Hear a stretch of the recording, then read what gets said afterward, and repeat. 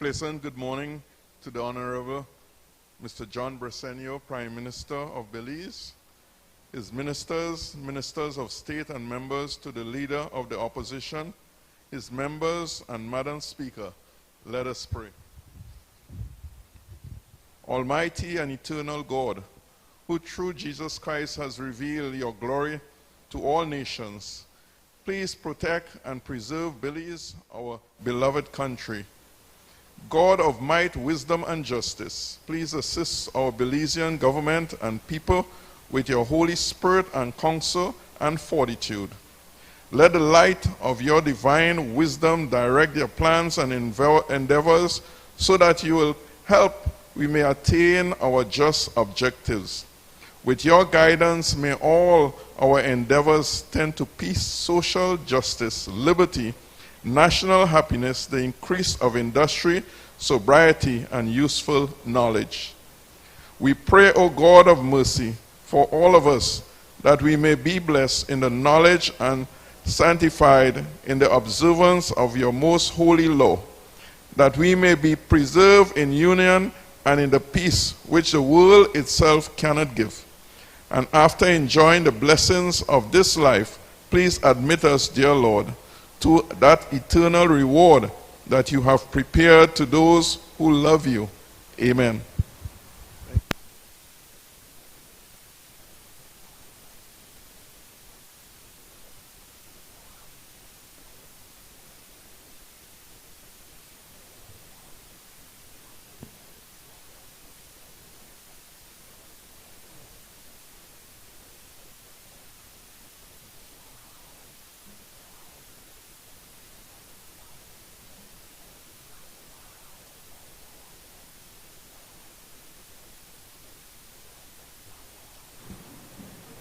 Announcement by the Speaker. Good morning, colleagues. I bring your attention to a few points before we get into the business of today. In the gallery, we do have members of the disability community. As it is today on the agenda, we have the second reading of the Disabilities Act. I recognize the Special Envoy, Honorable Her Excellency Rosanna Briceño, who is leading the group from the community. And I do appreciate the assistance from the staff. As members would be aware, the National Assembly is not yet fitted for those with mobility issues in particular. So I do appreciate the assistance of the staff. We also have with us members, again, from the sign language community, assisting us once again in the live streaming of the meeting today to ensure that those who need sign language can also witness the occasion happening today. So I thank the community from Cayo as well for that. I also would like to bring to your attention, members, that I was contacted by the Leader of Opposition, member from Mesopotamia, regarding the concern on the late notice, as he worded it to me, regarding this meeting.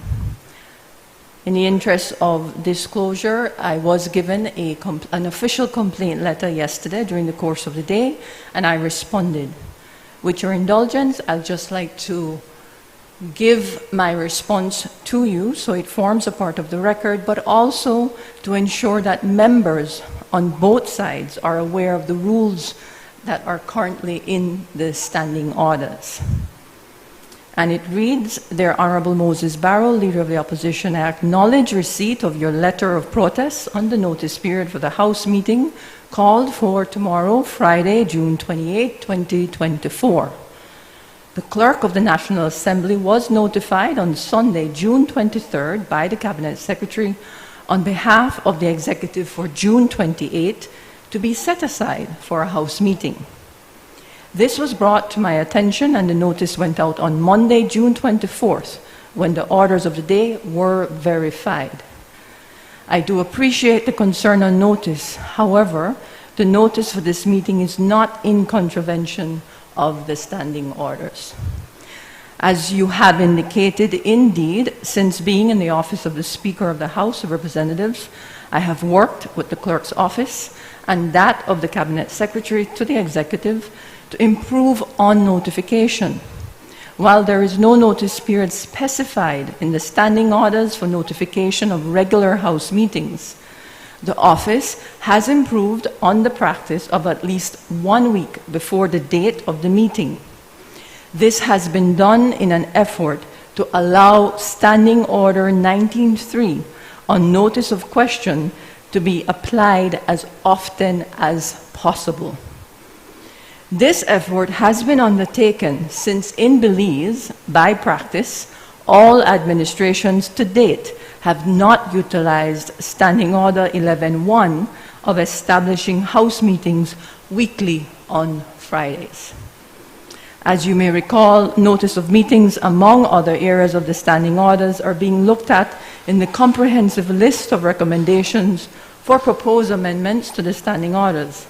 I do look forward to the Committee on Standing Orders to establish a date to consider the proposed amendments before the end of the year. It was important that I share that, as I have been informed that while the letter of complaint was posted on the media, the response was not. And it's also important to establish the facts regarding the current standing order regulations.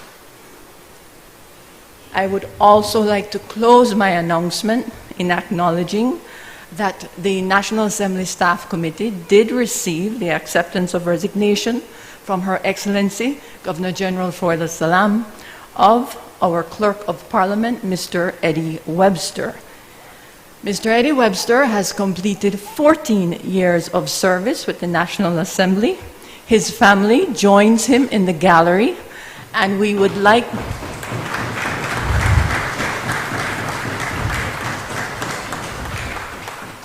we would like to publicly acknowledge his years of committed service to the National Assembly of Belize.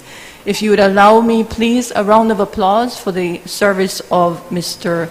Eddie Webster.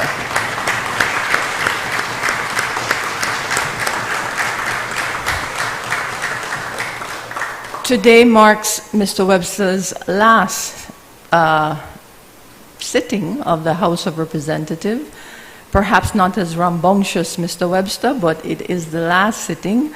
And his effective date is the 30th, but operationally, today would be the last day. Thank you, Mr. Eddie Webster.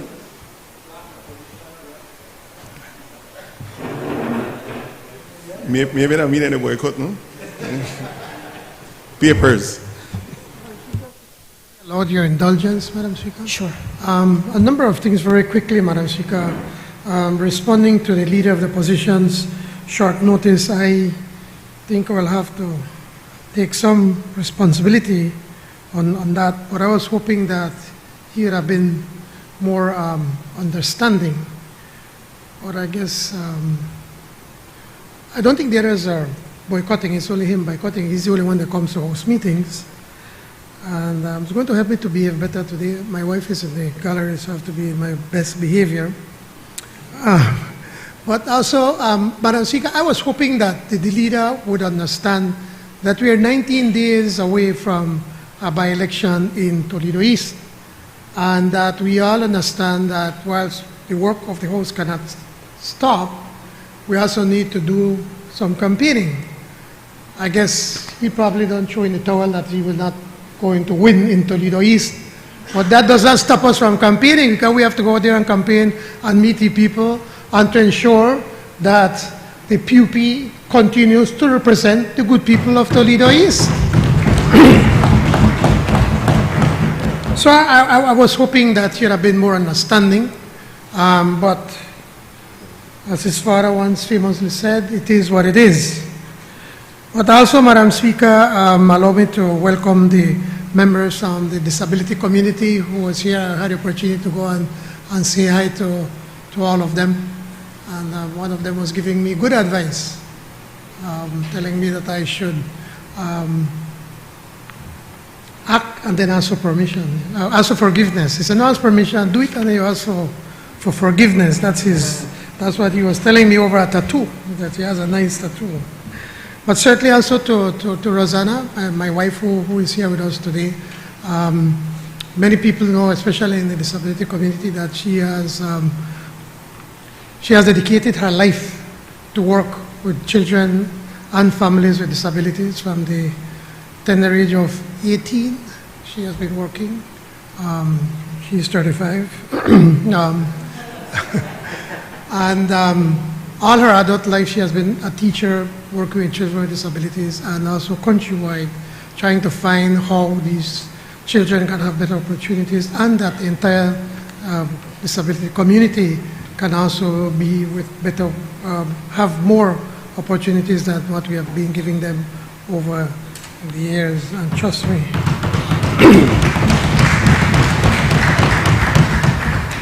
I do get a mouthful on that one, trust me on that. Also on the sexual harassment bill.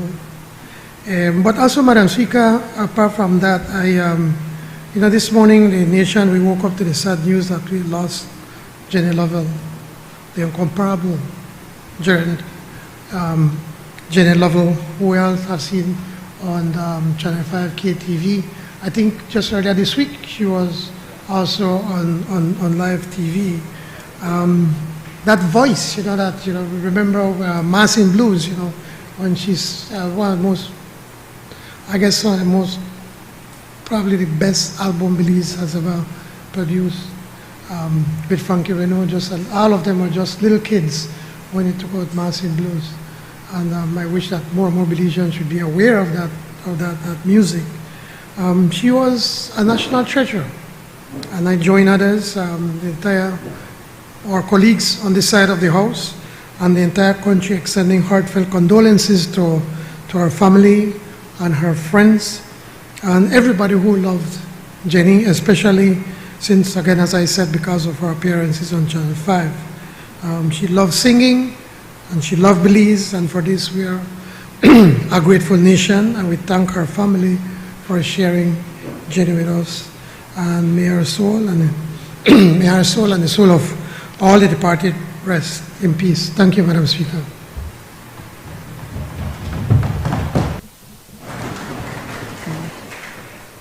Members, just a omission that I had in my announcement that I forgot. We did receive the official notices of absences for the honorable member from Cayo Northeast due to sick leave. And we also received the official notice of absence, as per Standing Order 84, by the honorable member for Alberts due to her continued recuperation. I just bring this to the attention of all members that there is a Standing Order 84. It does require you to just pen a little note.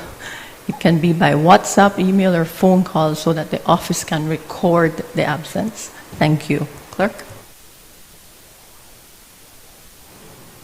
Papers. I recognize the Honorable Minister of Public Utilities, Energy, Logistics, and E-Governance. Thank you, Madam Speaker. Madam Speaker, I rise to present and lay on the table sessional papers number HR 251A/1/13, the Public Utilities Commission Request for Proposals Regulation 2024. Honorable members, that paper is ordered to lie on the table.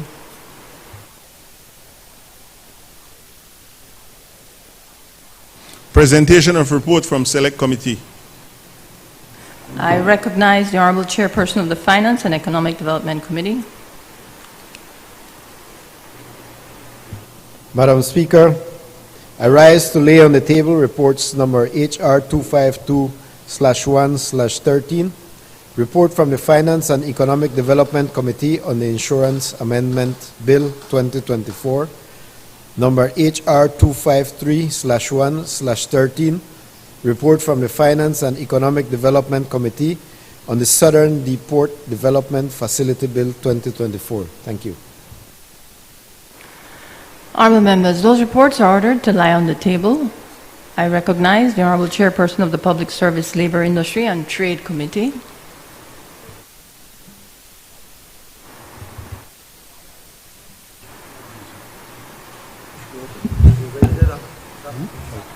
Thank you. Yeah, morning, Madam Speaker. I rise to lay on the table reports on behalf of the Chairperson of the Public Service, Labor, Industry, and Trade Committee. Reports number HR 254/1/13, report from the Public Service, Labor, Industry, and Trade Committee on the Disabilities Bill 2024, and report number HR 255/1/13, report from the Public Service, Labor, Industry, and Trade Committee on the Anti-Sexual Harassment Bill 2024. Thank you.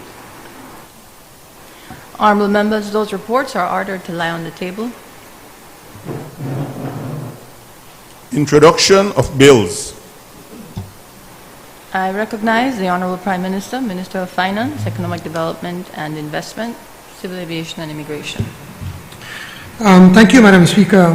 This is the Fiscal Incentives Amendment Bill 2024. I rise to introduce a bill for an act to amend the Fiscal Incentive Act, Act number 4 of 2023, to provide for exemption on import duty for foreign managers and foreign skilled workers employed by a person with an investment of US $250 million and above, and to provide for matters connected therewith or incidental to. Madam Speaker, one of the key goals in Plan Belize is to create full employment for women and young people. So we will never stop in trying to create meaningful employment. Today, unemployment is at 3%, unprecedented for these times, more so because of where we come, thanks to the People's United Party government. But we can't stop there. We need to do more to be able to build a resilient economy. Investment is a key driver to sustainable economic development, income growth, and employment by any economy, including Belize.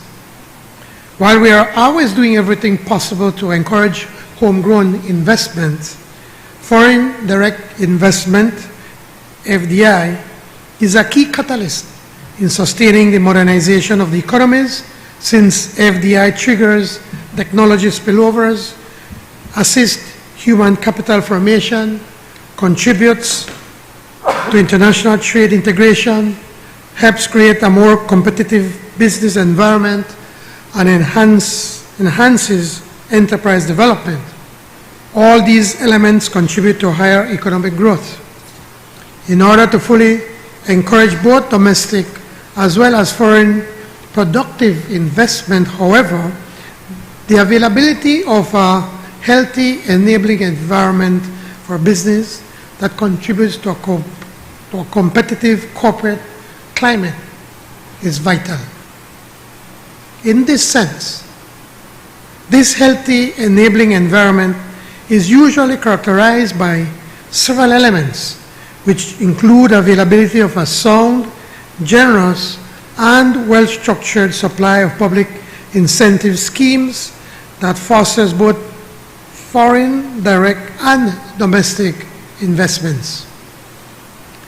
This PUP government is fully committed to establishing Belize's position as an important economic player in the region. We have embarked on a number of reforms intended to facilitate private, domestic, and foreign investment in a number of different domains. Among the reforms include the amendments of the Fiscal Incentives Act and the Designated Processing Act to reflect the current reality of the global and local economy to attract investments. There are several priority sectors in which Belize has comparative and competitive advantages. Specifically, these priority sectors can be grouped under 6 main sectors. They are tourism and leisure, including medical, cultural, nature-based, sun and beach, cruise and nautical, and leisure entertainment. Agriculture, agribusiness, and agro-processing. Marine fisheries and aquaculture, the blue economy. Light manufacturing, sustainable renewable energy, biofuels, green infrastructures, information technology and export services, including business process outsourcing, BPO, professional services, real estate, logistic, internet, and communication services. Our government encourages foreign investment in all the priority sectors mentioned, but tourism is a sector that attracts the most FDI due to the country's geographical position, the beauty that our Creator has blessed us with, and the development of ecotourism. Increasingly, the tourism product is being diversified beyond sun, sea, and coast to culture, music, and adventure tourism located, a lot of it in the interior. For context, Madam Speaker, Belize attracted FDI of over $271 million in 2019, $194 million in 2020, $299 million in 2021. In the first year, we don't beat the best year the UDP had in 30 years. $414 million in 2022, and in the first quarter of 2023, we attracted over $114 million with the same trend of growth as we had in 2022. Our government's objective is to increase FDI, or foreign direct investment, even higher in 2024. In this context, we're amending the Fiscal Incentives Act to facilitate incentives to investments of $250 million or above. Now, if you were to allow me, Madam Speaker, there are a number of reasons why we're doing this. The first one is the whole issue where the UDP tried to create a sort of misunderstanding, or trying to be able to accuse our government with the Portico investment, or the Portico group, about some sort of corruption taking place with a definitive agreement. And a definitive agreement that they well know that they were the ones that wrote that definitive agreement. Their chairman of the United Democratic Party was deeply involved in writing that definitive agreement that was agreed by the committee, and I was told that was even sent to the then Prime Minister, that the then Prime Minister was informed about what was taking place. So they want to turn around and say as if our government did something wrong when we did nothing. Now, from time to time, we have these huge investments in this country, and because of the size of the investment, we tend to give them other incentives that we do not usually give to the lesser in size investments. To avoid all of this, to ensure that everything can be done above board, to avoid these definitive agreements, to avoid passing laws for special investments, our government decided for us to set a minimum amount of the investment that's needed to be able to get other incentives than the rest of the regular investments that they do in Belize. And so we felt that by setting up the bar at over $250 million, which is $500 million Belize, we believe that by making these amendments, then that it will be easier to be able to attract investments or investors, and that the investors do not have to worry that then the opposition will be using that as a football just for their political gain. This will ensure transparency. As you all know, whenever we approve these investments, it is made public so that everybody can see what is taking place. But in the context of amending this Fiscal Incentive Act, Madam Speaker, the new incentives that will be included for investments of over $500 million Belize dollars, or $250 million is one, well, the customs duty exemptions, and then GST exemption for goods and services for the project, construction, and establishment. Because once the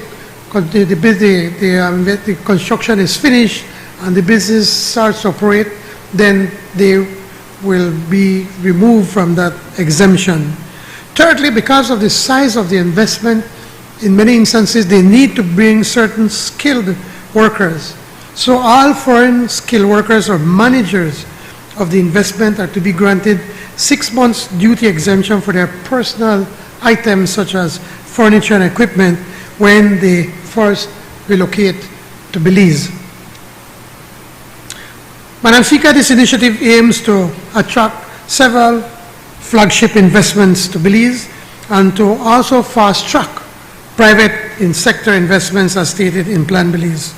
Projects such as the Key Chapel Four Seasons are among many other investments, the cruise port that we're still working in trying to have a terminal being built in Belize are some of the investments. All of these investments that were allowed to languish prior to 2021, now we're seeing that it will be able to be moved forward. This is unlocking hundreds of millions of dollars of foreign direct investment in Belize and leading to hundreds, if not thousands, of construction jobs and ultimately permanent operational staff for Belizeans. Madam Speaker, this bill is good for business, good for investment, and good for Belize, and it has the recommendation of the Cabinet. Honourable members, that bill is referred to the Finance and Economic Development Committee for examination, consideration, and report.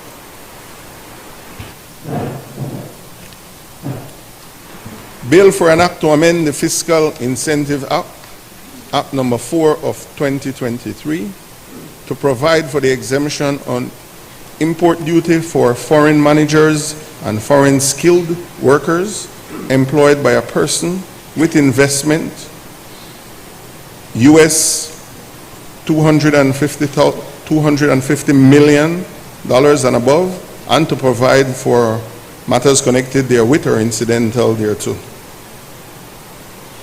I recognize the Honourable Prime Minister. In accordance with Standing Order number 49-1, I move that the bill be taken through all its stages forthwith. Honourable members, the question is that the next stages of the bill be taken forthwith. All those in favour kindly say aye.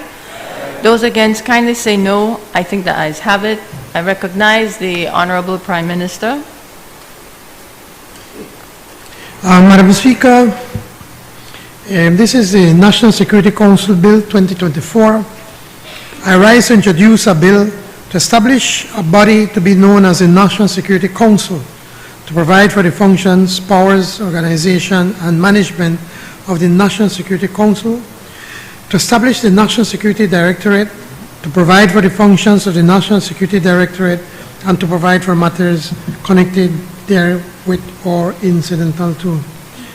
Again, Madam Speaker, if you will allow me, the National Security Council Bill outlines the functions, the powers, the organization and management of the National Security Council.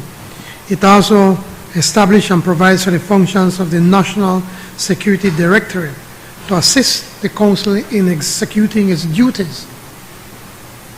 Colleagues will know that since the mid-1990s, we have had what is called a National Security Council, as well as a National Security Directorate.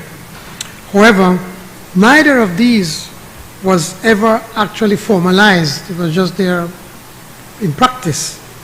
This NSC bill will create an institution that will help us to not only address some of the current national security problems, but also to prepare for issues and threats that may arise in the future. In its current configuration, it is an institution designed to address security concerns of the 1990s.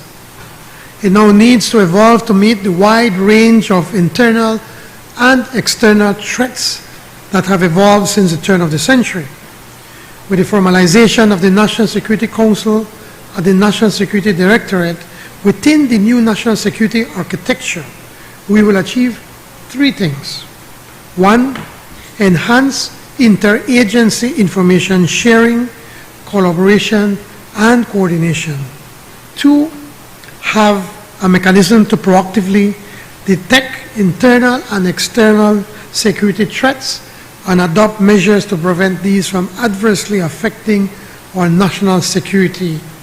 And 3, better allocate scarce resources and ensure that critical areas receive attention and funding both internally and from our international partners. What we are attempting to do is nothing new, it's nothing novel. Countries such as the United States, United Kingdom, and Australia have long found it necessary to legislate bodies like the National Security Council to oversee and coordinate national security efforts. We are a small country, so obviously the scale and range of threats we face are very different from theirs. But we need to better coordinate our national security efforts as much as they do. In Plan Belize, we talked about citizen security, and here at home, we must do all possible to protect our homeland. We on this side, and I'm confident colleagues from the other side, when they attend the next host meeting, I'm sure that are unwavering in our commitment to safeguarding Belize's security. This step, Madam Speaker, is not just about meeting the challenges of today, but about preparing for the uncertainties of tomorrow. It is an investment in our country's safety, stability, and prosperity. And when it comes up for debate, I hope that we can have a constructive debate and produce a bill we can all support. This bill has a recommendation of the Cabinet. Honorable members, that bill is referred to the National Security and Immigration Committee for examination, consideration, and report.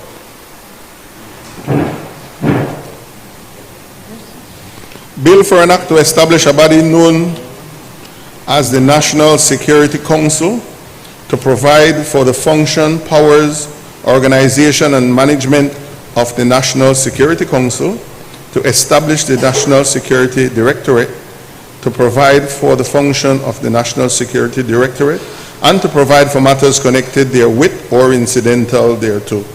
Motion relating to the business or the sitting of the House. I recognize the Honorable Prime Minister.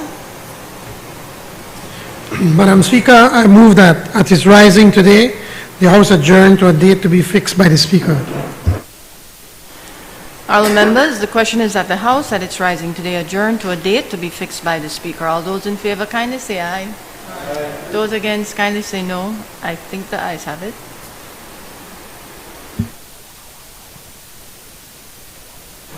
Public business, government business, motions. I recognize the Honorable Prime Minister, Minister of Finance.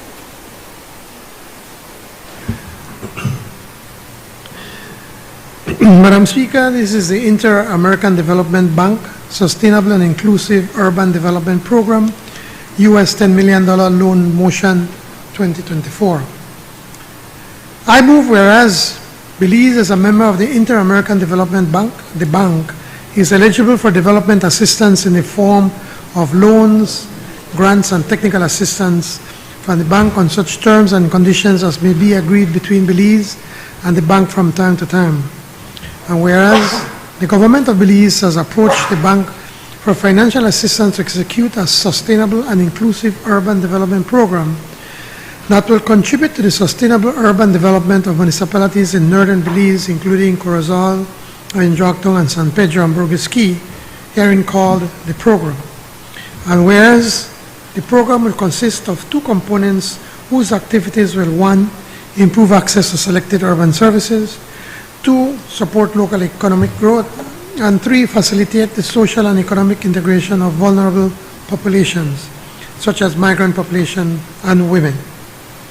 And whereas the proposed program will be financed through an IDB direct investment loan in the sum of US $10 million and a non-reimbursable investment financing with in effect US $2.5 million financed through IDB's grant facility, and whereas it is intended that the execution of the program shall be carried out on behalf of the government by the Ministry of Finance, Economic Development and Investment acting as executing agency. And whereas the bank has offered financing of up to US 10 million US from its ordinary capital resources for the said purpose under the following terms and conditions. Lender, the IDB, loan principal, US 10 million, disbursement schedule over a period of 5 years from the date of signature of the loan contract, loan term, 25 years inclusive of 66 months grace period on principal payment repayments, repayment period to be paid in 39 approximately equal semi-annual and consecutive installments of about US $256,410.25. The purpose: to execute a program that through sustainable infrastructure interventions will improve access to urban services such as public spaces, drainage, water supply, and pavement for the citizens of Northern Belize. Rate of interest: interest will be charged on the daily outstanding balance of the loan as per SOFR-based interest rate, plus the applicable lending spread of the bank's ordinary capital loans. The credit fee: a credit fee will be charged on the undisbursed loan balance at a percentage to be established by the bank on a periodic basis not exceeding 0.75% per annum. And whereas under the provisions of Section 7.2 of the Finance and Audit Reform Act 2025, the government of Belize is required to obtain the prior authorization of the National Assembly by way of a resolution for such borrowings.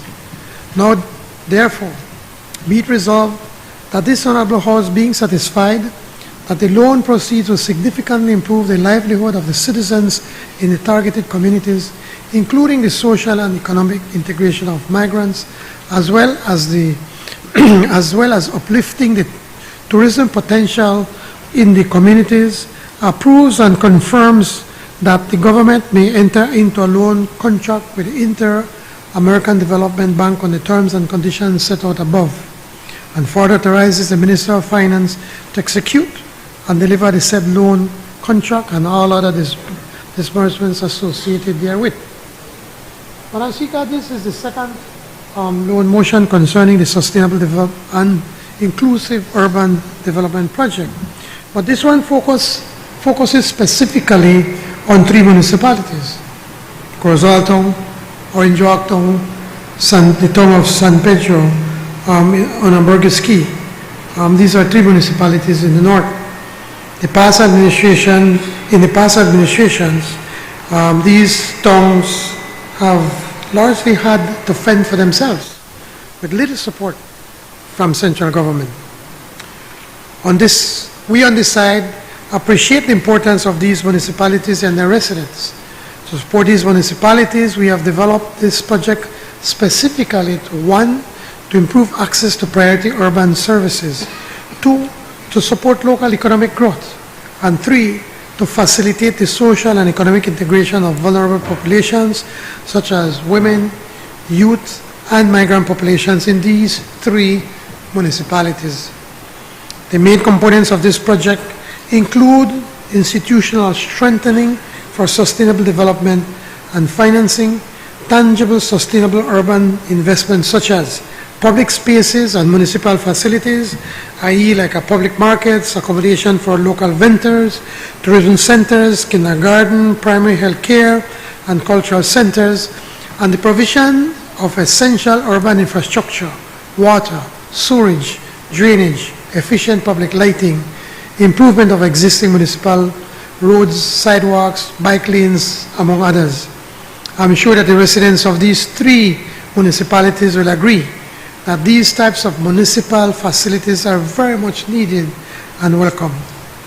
I am therefore most pleased to table this motion for US $10 million loan from the IDB to be accompanied by US $2.5 million in grant funds to be considered by this Honorable House, and I look forward to its unanimous support. This loan motion has the support of the Cabinet.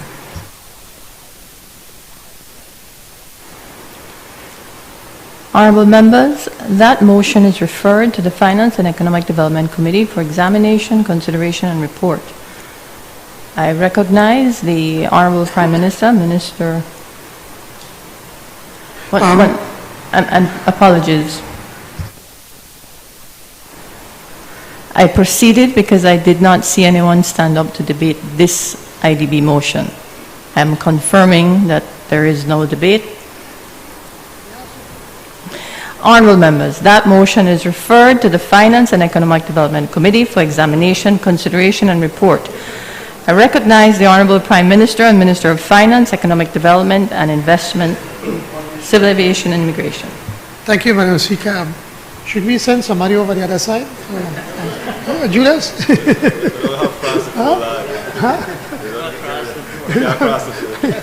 Oh, can't cross it. Yes, sorry about that.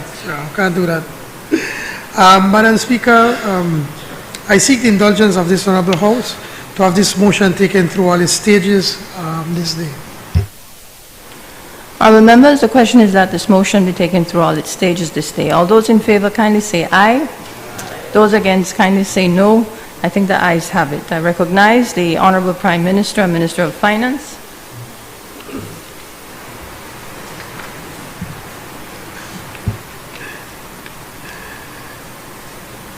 Madam Speaker, this is the Inter-American Development Bank improving efficiency, quality, and access in Belize's health system, US $14 million loan motion 2014. I have to find a way who could shorten all of this, Madam Speaker. It's very long. I move whereas Belize, as a member of the Inter-American Development Bank, the bank is eligible for development assistance in the form of loans, grants, and technical assistance from the bank on such terms and conditions as may be agreed between Belize and the bank from time to time. And whereas the government of Belize has approached the bank for financial assistance to execute a program whose objective will be to improving efficiency, quality, and access to Belize's health system, thereafter called the program. And whereas the program will consist of two components whose activities will, one, improve the efficiency and quality of healthcare delivery, and two, improve access to key healthcare services throughout the country by enhancing access to outpatient, inpatient, and long-term care. And whereas the proposed program will be financed through an IDB direct investment loan in the sum of US $7 million from the bank's ordinary capital resources, a direct investment loan in the sum of US $7 million from the resources of the Korean Infrastructure Development Co-Financing Facility for Latin America and the Caribbean, KIF, and a non-reimbursable investment financing for US $3,360,000 financed through the IDB's grant facility. And whereas it is intended that the execution of the program shall be carried out on behalf of the government by the Ministry of Health and Wellness acting as executing agency. And whereas the bank has offered a total financing of up to US $14 million to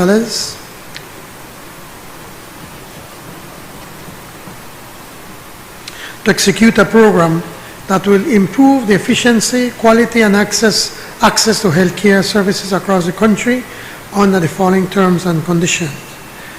Loan principal amount, the funds from the OCR of the Inter-American Development Bank.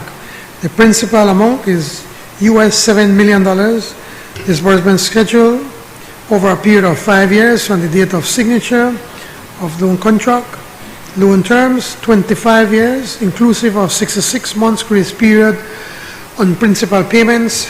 Repayment period, 39 approximately equal semi-annual and consecutive installments of about US $179,487.18. Rate of interest.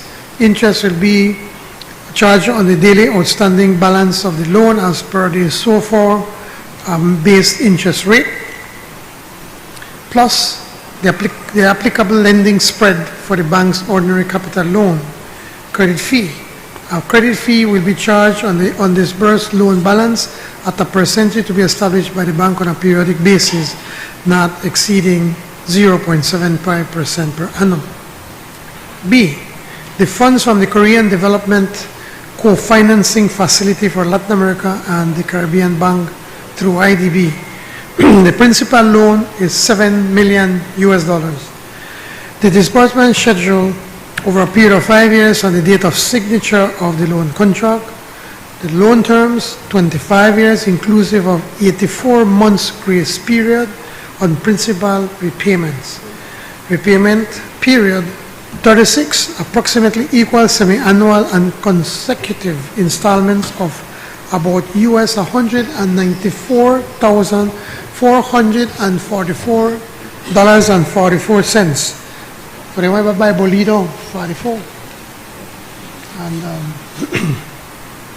interest rate, interest will be charged at a rate of 1.3%. Other charges, a facility loan charge will be charged on 0.1% of the loan amount.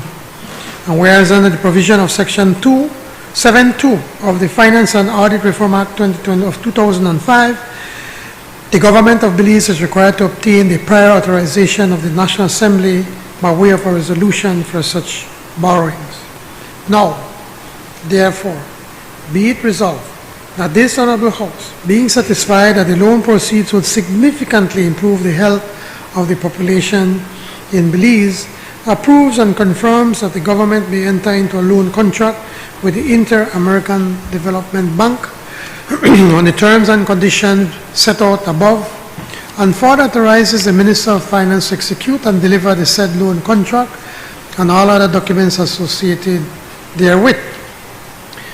As I said, Madam Speaker, earlier you may recall, sorry, earlier this year, the World Bank completed and presented to the public its first ever public expenditure review on Belize.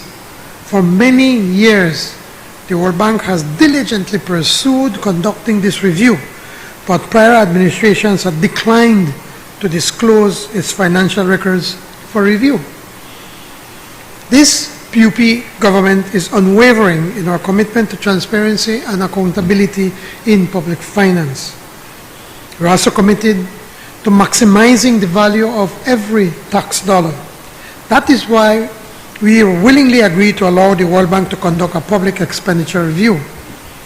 Reflecting this administration's policy consideration, the World Bank, at our request, gave particular attention to education, health, and climate change expenditures.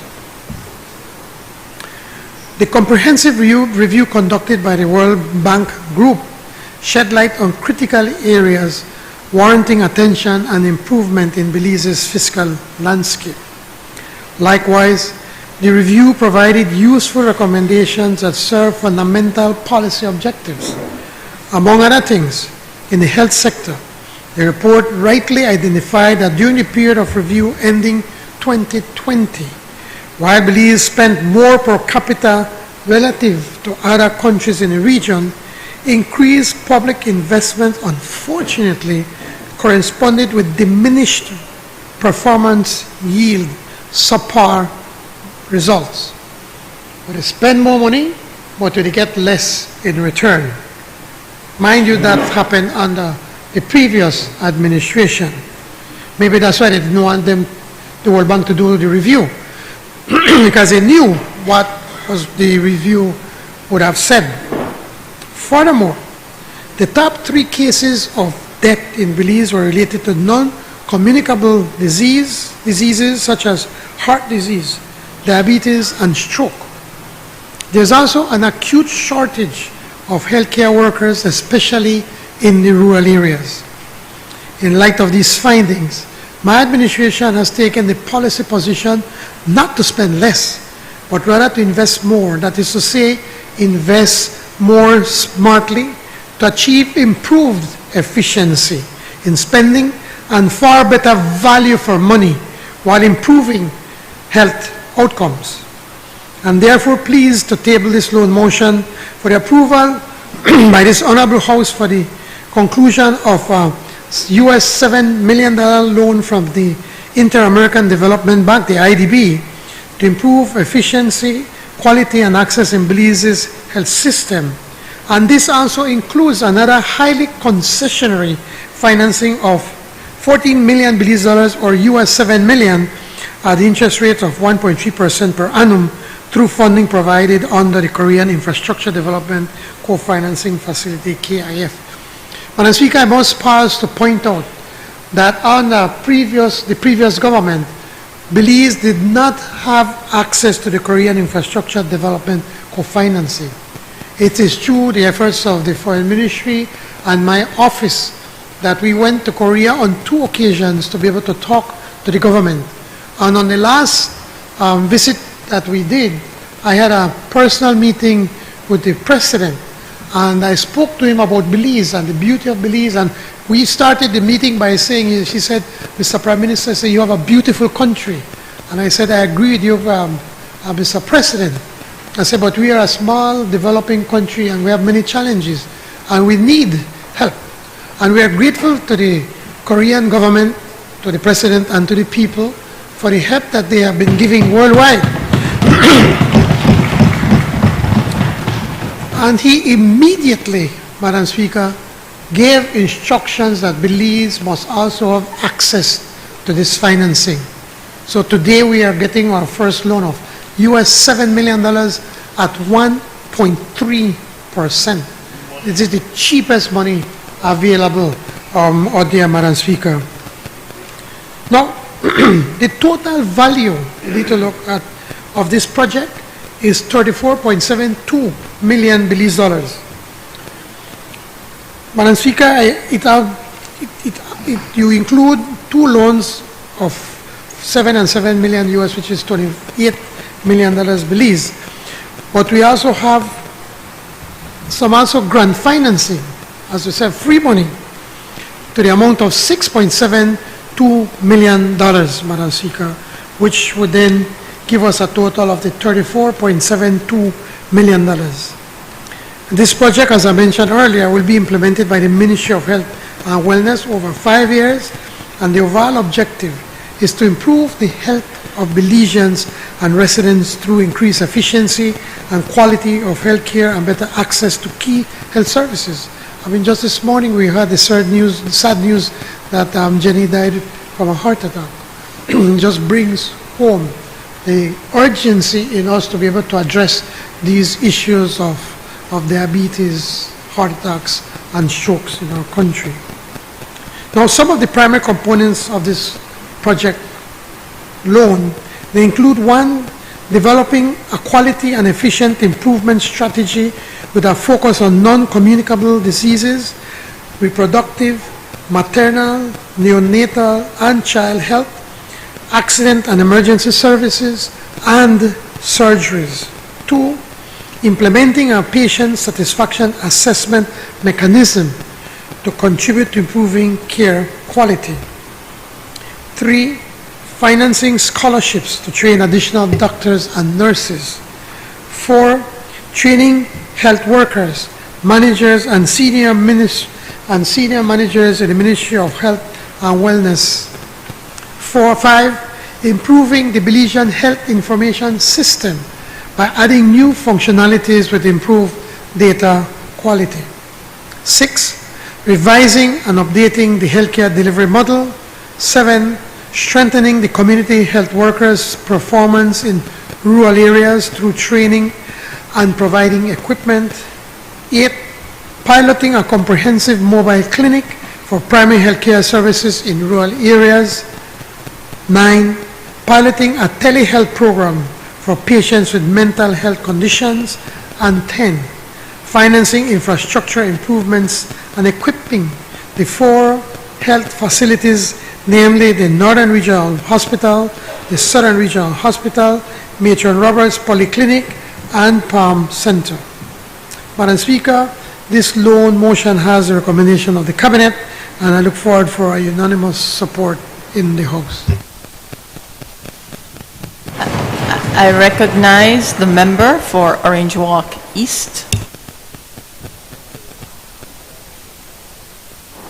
Thank you, Madam Speaker. I rise today to support this very important and critical loan motion, which, as you see, as the Prime Minister have highlighted, is aimed at transforming Belize's health system. But, Madam Speaker, this motion is not just merely about financial figures. It's about the health and well-being of our people. It is about ensuring that every Belizean, regardless of their location or circumstances, has access to the best possible health care. The Prime Minister, in his presentation, pointed out some of the components that this loan will have. And one of them is the digital health, Madam Speaker. As you know, the cornerstone of our government's initiative under the leadership of our Prime Minister is the digital transformation of this country. And digital health is one of that initiative for the ministry. The future of healthcare, Madam Speaker, lies in the integration of digital technologies.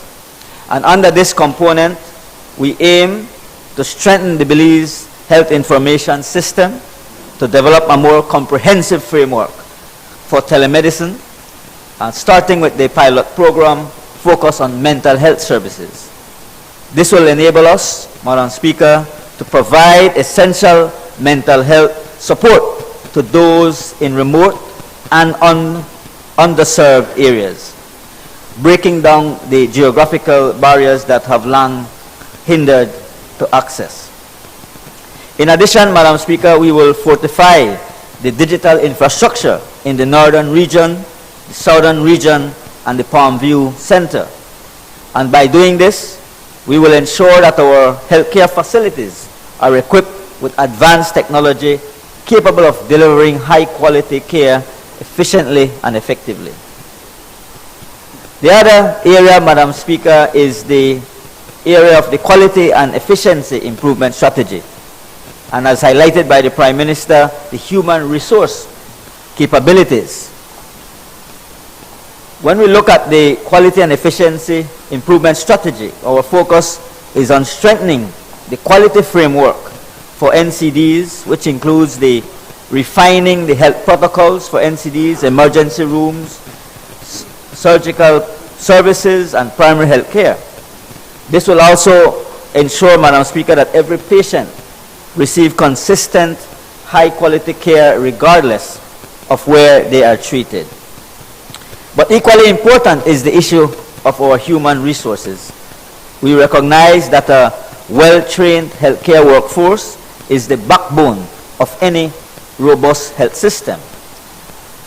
We will be sending a cohort of psychiatric nurse practitioners to pursue master's level training at the University of the West Indies. Additionally, we will provide advanced training in nursing administration and specialists in neonatology, gynecology, and pediatrics. These initiatives, Madam Speaker, will enhance the skills of our healthcare workforce, ensuring that they are equipped to address a wide range of health issues with expertise and confidence. As I've mentioned, another critical component, Madam Speaker, is mental health. It continues to be a critical area of focus. And so we plan to expand the Palm View Center by adding 20 more rooms, making it climate resilient and improving the ventilation of the center. This expansion will provide much needed space and a safer, more comfortable environment for our mental health patients and healthcare professionals as well working at the facility. Furthermore, Madam Speaker, we will enhance the climate resiliency at the Northern Regional Hospital, Southern Regional Hospital, and the Matron Roberts Polyclinic. Currently, we are doing the assessments which will guide the infrastructure upgrades, building on the progress that was already made under the EU project, and ensuring that our facilities are prepared to withstand the challenges posed by climate change and future health emergencies. Another exciting component that this is also introducing, Madam Speaker, is the piloting of the extended integrated mobile service. These mobile units will be equipped with a mini lab, a pharmacist, a nurse, a doctor, and a health educator. They will be providing comprehensive healthcare services, including laboratory tests and diagnostic services such as mobile ultrasound. These initiatives, Madam Speaker, will bring essential healthcare service delivery directly to the communities, particularly those in hard-to-reach areas, ensuring that no Belizean is left behind. As the Prime Minister also pointed out, this loan also includes a grant component that addresses the health needs of our migrant population. It is essential to understand that migrants can both impact and benefit our healthcare system. By focusing on this issue, Madam Speaker, we aim to boost our surveillance systems, ensuring that we can protect the health of our entire population. This initiative will enhance our ability to monitor, prevent, and respond to the health threats, ultimately safeguarding the public health for all of our Belizean people. So, Madam Speaker, on behalf of the Ministry of Health and Wellness, we want to wholeheartedly support this motion because we are making a profound investment in the health and wellness of our people. I thank you very much.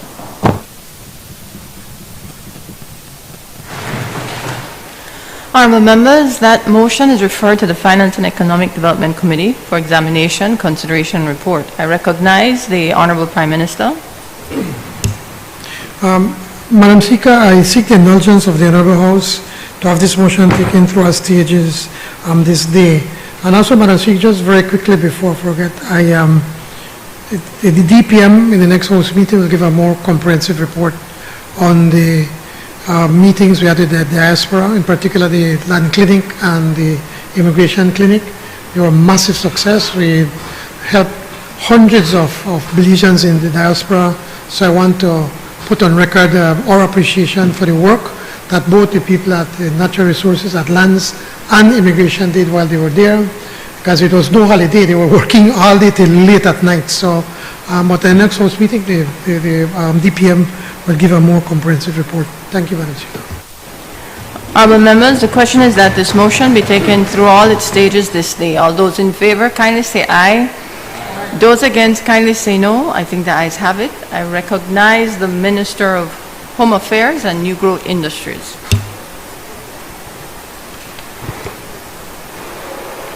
Good morning and thank you, Madam Speaker. Madam Speaker, kindly allow me the opportunity to join the Prime Minister in extending a warm welcome to our Special Envoy, Mrs. Briceño, along with other guests in the gallery here today, all of whom I'm sure eagerly awaiting the passage of the historic Disabilities Bill today. I also want to extend my heartfelt condolences to the family of Miss Jenny Lovell, a true icon and legend in Belize, and she will surely be missed by all of us. Madam Speaker, this is a resolution extending the proclamation declaring a state of public emergency in certain parts of Belize City and certain parts of the Cayo District Motion 2024. Madam Speaker, I move whereas Section 18(2) of the Belize Constitution provides that the Governor General may, by proclamation which shall be published in the Gazette, declare that a state of public emergency exists for the purposes of Part 2 of the Constitution. And whereas Section 18(4) of the Belize Constitution provides that a proclamation made under Section 18(2) may be made so as to apply only to such parts of Belize as may be specified in the proclamation. And whereas in exercise of the powers vested in the Governor General by the above mentioned provisions of the Belize Constitution, the Governor General declared and proclaimed that effective 24th June 2024, a public emergency exists in certain parts of Belize City and certain parts of the Cayo District, as specified in Schedules 1 and 2 of the proclamation, declaring a state of emergency in certain parts of Belize City and certain parts of the Cayo district. And whereas Section 18.5 of the Belize Constitution provides that a proclamation made by the Governor General for the purposes of and in accordance with Section 18 of the Constitution shall, unless previously revoked, remain in force for a period not exceeding 1 month, but may be extended from time to time by a resolution passed by the National Assembly for further periods not exceeding, in respect of each such extension, a period of 12 months, and may be revoked at any time by a resolution of the National Assembly. And whereas it is necessary and expedient that the said proclamation should be extended for a further period of 2 months. Now therefore be it resolved that this Honorable House extends the proclamation declaring a state of emergency in certain parts of Belize City and certain parts of the Cayo district made by the Governor General on the 24th of June 2024 for a period of 2 months. This motion, Madam Speaker, has the recommendation of the Cabinet. And by way of explanation, Madam Speaker, we have arrived at a point where decisions, swift and certain, must be made to ensure that our Belize remains on track to be the best country in which to grow up and raise a family. We cannot do that in a country where a few feel that they have the power and impetus to wreak havoc on our streets, planting seeds of fear in the minds and hearts of hard-working and law-abiding citizens of our country. Belize is certainly not a state where lawlessness, more especially that which leads to the senseless loss of life, reigns supreme. We are even more certain that we will not allow any corner of our country to fall into a state of normalized lawlessness. Opening fire on a mother and child exiting their vehicle, or the elderly men riding on bicycles, is not normal. Blazing bullets in the dead of night at a police station is not normal. And most certainly, shooting a barrage of bullets into the home of a senior public servant, the Commissioner of Police, no less, is not the Belizean way. These wayward activities will not be countenanced, will not be tolerated, and will not be condoned. Madam Speaker, we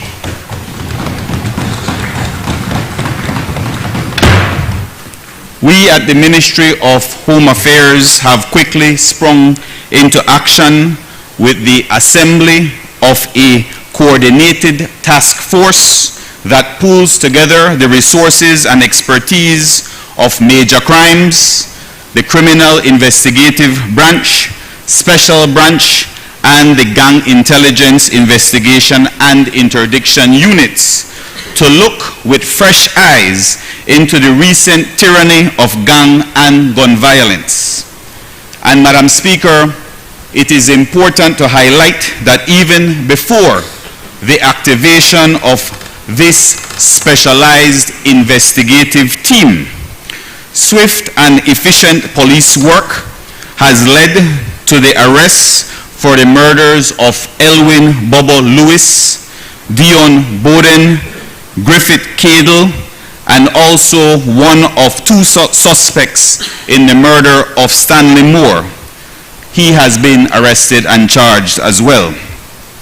And Madam Speaker, as we have seen from the verdicts coming out of the High Court as of recent, the investigative capacity of our officers, a strengthened forensics department, and a vastly improved prosecution branch has resulted in more and more convictions for capital offenses, including the most recent convictions for Jorge Galindo in the murder of Nelson Flores, Earl Baptist for the murder of Leslie Gillett, and Jerome Crawford, utilizing DNA evidence for the murder of Owen Tucker.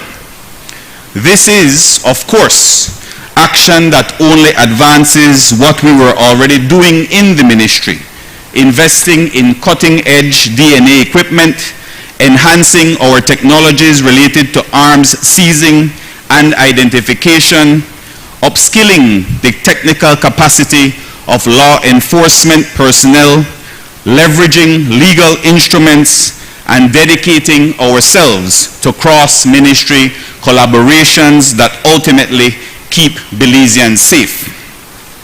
And speaking of arms seizing, Madam Speaker, we have also seen in the early stages of the SOE significant success in removing from our streets high-powered weapons and other firearms, including 2 .40 caliber prohibited weapons, 1 .45 caliber weapon, which was used to target the commissioner's home, 7 9mm pistols, 2 .38 revolvers, 1 .22 pistol, and 1 .22 rifle, along with 210 rounds of illegal ammunition. Madam Speaker, needless to say that while the confiscation of these 13 illegal and deadly weapons will no doubt save countless lives, we recognize that there are many others still out there, and the police intends to continue their full court operation press to locate and extract these deadly arms from our communities. Madam Speaker, we also recognize that crime and violence in this region is a multifaceted issue, one that CARICOM heads of government, including Belize, has named a public health crisis. The burden of crime is one thing that the government must bear, and that of crime control is another. We have pivoted and broadened our view that the crime rate doesn't account for the qualitative losses to our society, the peace of mind to traverse our neighborhoods, the joy that comes with seeing our children enjoy summertime in the parks, the absence of fear of victimization. This is why we continue to invest heavily in deterrence to increase the collective efficacy of our anti-crime strategies. While we stabilize the security of our streets with the tool of a state of emergency, we must also recognize the positive long-term feedback that comes with making sure no one is left on the margins. We must recognize the vulnerabilities faced by some of our communities that create optimum ecology for gang culture and crime to thrive. This is why programs like those of the Leadership Intervention Unit, which provide economic, educational, and social opportunities to its participants, remains important. This is why our Plan Belize makes social inclusion paramount, as exhibited through our continued rollout of national health insurance, continued commitment to free secondary education, and increasing in the mandatory age to attend school, and increase minimum wage and ongoing land clinics that put Belizean lands into Belizean hands, providing opportunities for upward social mobility for Belizeans in every nook and cranny of our beautiful country. Madam Speaker, we know that a state of emergency is not a permanent solution. We also know that it is not the only solution. We are a government that securitizes with socially conscious eyes. We synergize to ensure that all facets of our criminal justice operations contribute to a Belize that briskly marches us toward that co-created vision where Belize is the best place in which to grow and raise a family. Madam Speaker, this motion has the support of Cabinet. Thank you.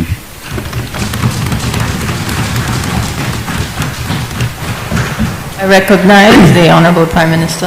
Madam Speaker, I want to associate myself with the remarks of the Honorable Member from Caribbean Shores. And our government, we as a government, we've been saying it over and over, that we will not allow a small group of people to terrorize our law-abiding citizens. We have been doing everything possible to assist everyone.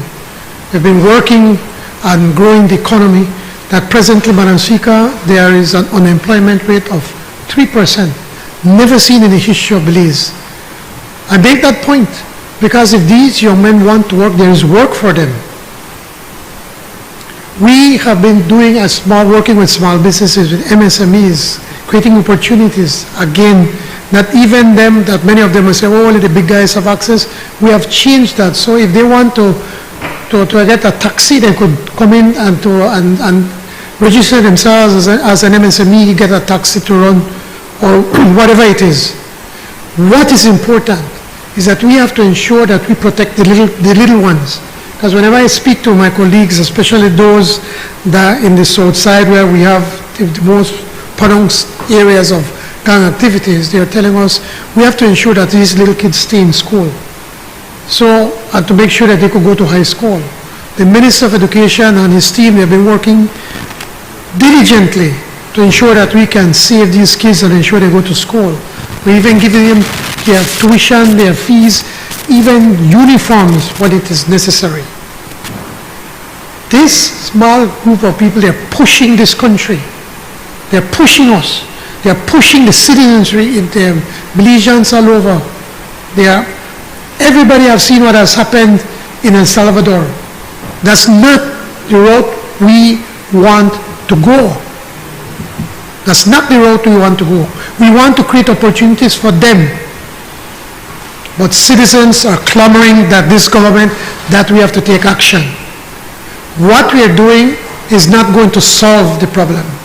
It is short term, but it will allow us, hopefully, that tempers can calm down, emotions can calm down, and at the same time that the police can be able to do the necessary investigation that they need to do. I must commend Minister Musa, or the Honorable Member from Caribbean Shores, that without much fanfare, he has quietly been rebuilding the police department, ensuring that we could get the right people in the right place. This is the minister that has dismissed the most police on record in history. Because whenever he pointed out to us, whenever they see there is a cop that is not doing their work the way they do, they dismiss them. And he has been ensuring that we can use technology to be able to better protect our citizens, from cameras and now to the DNA testing.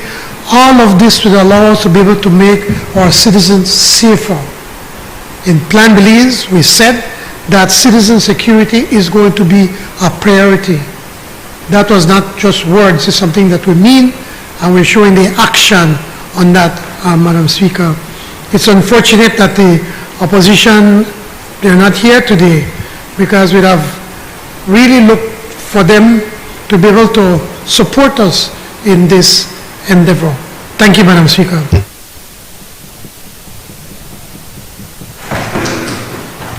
Honourable members, the question is that this motion be taken through all its stages this day. No. Honourable members, that motion is referred to the National Security and Immigration Committee for examination, consideration and report. I recognize the Minister of Home Affairs and New Growth Industries. Madam Speaker, I seek the indulgence of the Honorable House to have this motion taken through all its stages this day. Honourable members, the question is now that this motion be taken through all its stages this day. All those in favour, kindly say aye. Aye. Those against, kindly say no. I think the ayes have it. Before we go to announcement, I'll ask the clerk for us to dispense with Standing Order 12.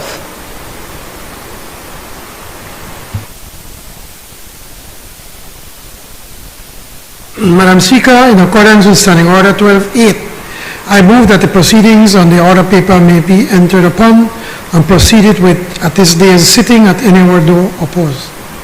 All members, the question is that the proceedings on the order paper may be entered upon and proceeded with at this day's sitting at any hour though opposed. All those in favour, kindly say aye. Aye. Those against, kindly say no. I think the ayes have it.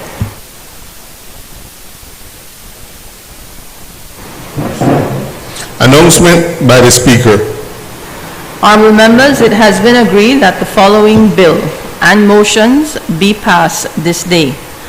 Fiscal Incentives Amendment Bill 2024. Inter-American Development Bank Sustainable and Inclusive Urban Development Program US 10 million Loan Motion 2024. Inter-American Development Bank Improving Efficiency, Quality and Access in Belize's Health System US 14 million Loan Motion 2024, and resolution extending the proclamation declaring a state of public emergency in certain parts of Belize City and certain parts of the Cayo District Motion 2024. As you are aware, under Standing Order number 74, all proposed legislation, messages, petitions, motions, and other matters relating to the subject mentioned under the title of each standing committee shall be referred by the House to such committee for examination, consideration, and report to the House. For this to be done, other than by suspension of standing orders, is for me to suspend today's sitting to enable the Finance and Economic Development Committee and the National Security and Immigration Committee to examine, consider, and report to the House on the bill and motions. All those in favor, kindly say aye. Aye. Those against, kindly say no. I think the ayes have it. The sitting is therefore suspended until the Finance and Economic Development Committee and the National Security and Immigration Committee have concluded their business.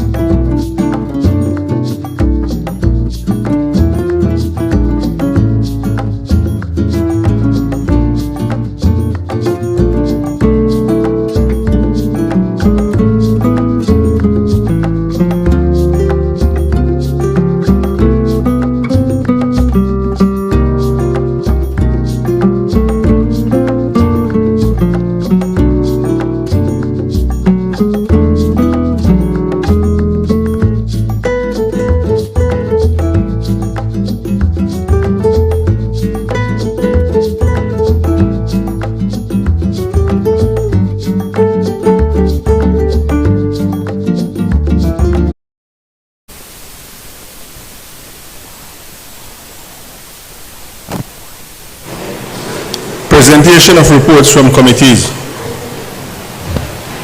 I recognize the Honorable Chairperson of the Finance and Economic Development Committee.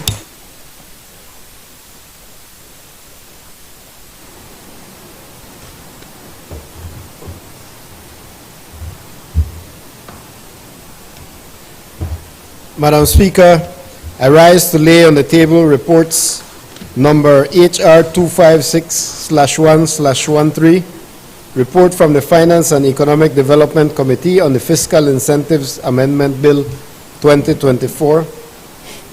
Number HR 257/1/13, report from the Finance and Economic Development Committee on the Inter-American Development Bank Sustainable and Inclusive Urban Development Program of US $10 million loan motion 2024.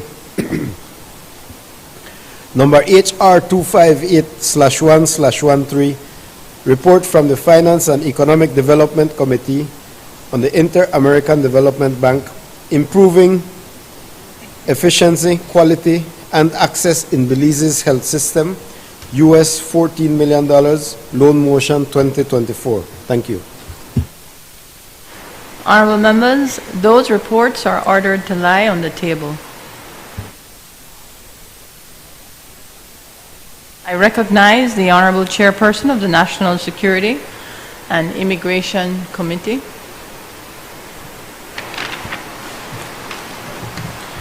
Madam Speaker, I rise to lay on the table report number HR 259/1/13, report from the National Security and Immigration Committee on the resolution extending the proclamation declaring a state of public emergency in certain parts of Belize City and certain parts of the Cayo District, motion 2024. Honorable members, that report is ordered to lie on the table. Public business, government business, motions. I recognize the Honorable Prime Minister. Thank you, Madam Speaker, and with your permission not to repeat the recitals, I now move, therefore, be it resolved that this Honorable House, being satisfied that the loan proceeds will significantly improve the livelihood of the citizens in the targeted communities, including the social and economic integration of migrants, as well as upliftment the tourism potential in the communities, approves and confirms that the government may enter into a loan contract with the Inter-American Development Bank on the terms and conditions set out above, and further authorizes the Minister of Finance to execute and deliver the said loan contract and all other documents associated therewith.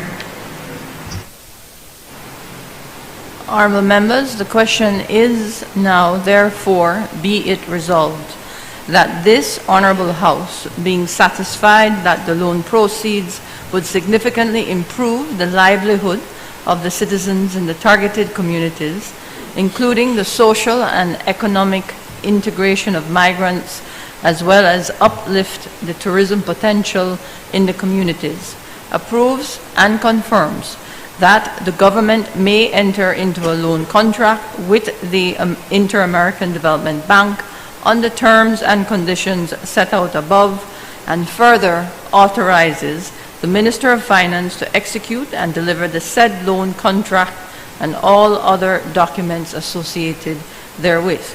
All those in favor kindly say aye. Aye. Those against kindly say no. I think the ayes have it. I recognize the Honorable Prime Minister.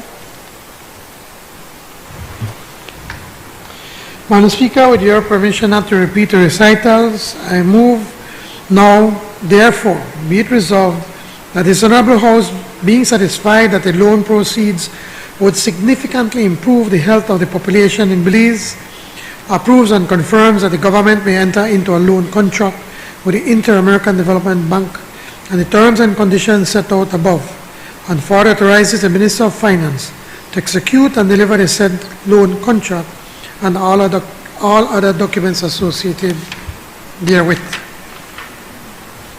Honorable members, the question is now, therefore, be it resolved that this Honorable House, being satisfied that the loan proceeds would significantly improve the health of the population in Belize, approves and confirms that the government may enter into a loan contract with the Inter-American Development Bank on the terms and conditions set out above, and further authorizes the Minister of Finance to execute and deliver the said loan contract and all other documents associated therewith.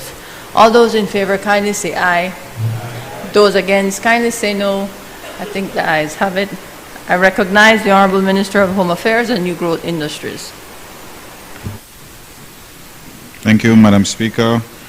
Madam Speaker, with your permission not to repeat these recitals, I move now, therefore, be it resolved that this Honorable House extends the proclamation declaring a state of emergency in certain parts of Belize City and certain parts of the Cayo District made by the Governor General on the 24th of June 2024 for a further period of 2 months. Honorable members, the question is now, therefore, be it resolved that this Honorable House extends the proclamation declaring a state of emergency in certain parts of Belize City and certain parts of the Cayo District made by the Governor General on 24 June 2024 for a period of 2 months. All those in favor kindly say aye. Those against kindly say no. I think the ayes have it. Bills for second reading. I recognize the Honorable Prime Minister, Minister of Finance. Madam Speaker, this is the Fiscal Incentives Amendment Bill 2024. Madam Speaker, I move the second reading of a bill for an act to amend the Fiscal Incentive Act, Act number 4 of 2023, to provide for exemptions on import duty for foreign managers and foreign skilled workers employed by a person with investment of $250 million and above, and to provide for matters connected therewith or incidental to. Madam Speaker, I just give a long explanation of what this bill is all about. Thanks. Prime Minister, move. I move, Madam Speaker.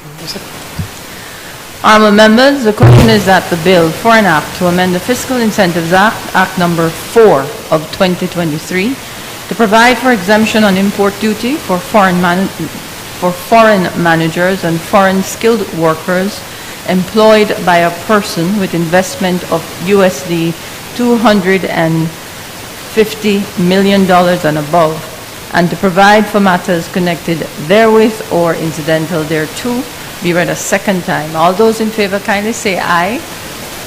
Those against kindly say no. I think the ayes have it. The bill for an act to amend the Fiscal Incentive Act, Act number 4 of 2023, to provide for exemption on import duties for foreign managers and foreign skilled workers employed by a person with investment of $250 million and above, and to provide for matters connected therewith or incidental thereto. I recognize the Honorable Prime Minister. Madam Speaker, this is the Insurance Amendment Bill 2024. Madam Speaker, I move the second reading of a bill for an act to amend the Insurance Act, Act number 30 of 2023, to provide for realignment of terminology and internal cross-references, and to amend the provisions for the disclosure of beneficial owners, and to provide for matters connected therewith or incidental to. Madam Speaker, when I introduced this bill again, I went through a long explanation of what this bill is all about. And unless somebody on the side would have any questions, I can go through it at the end of this debate. Thank you, Madam Speaker. I move, Madam Speaker. Honorable members, the question is that the bill for an act to amend the Insurance Act, Act number 30 of 2023, to provide for realignment of terminology and internal cross-references, and to amend the provisions for the disclosure of beneficial owners, and to provide for matters connected therewith or incidental thereto, be read a second time. All those in favor kindly say aye. Those against kindly say no. I think the ayes have it.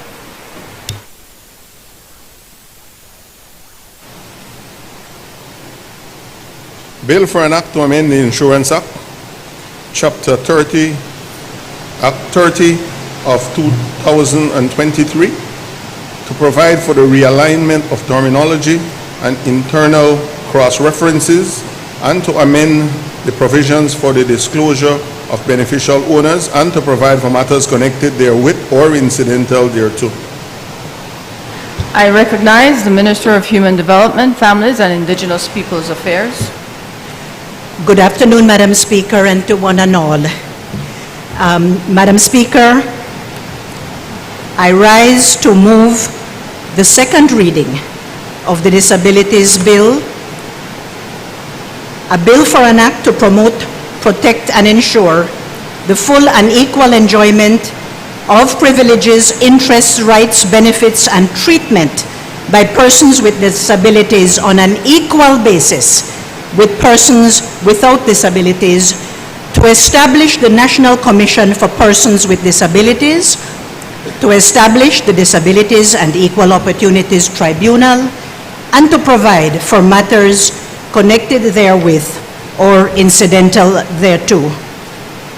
Madam Speaker, I crave your indulgence before acknowledging special and important persons and before getting into the contents of the bill.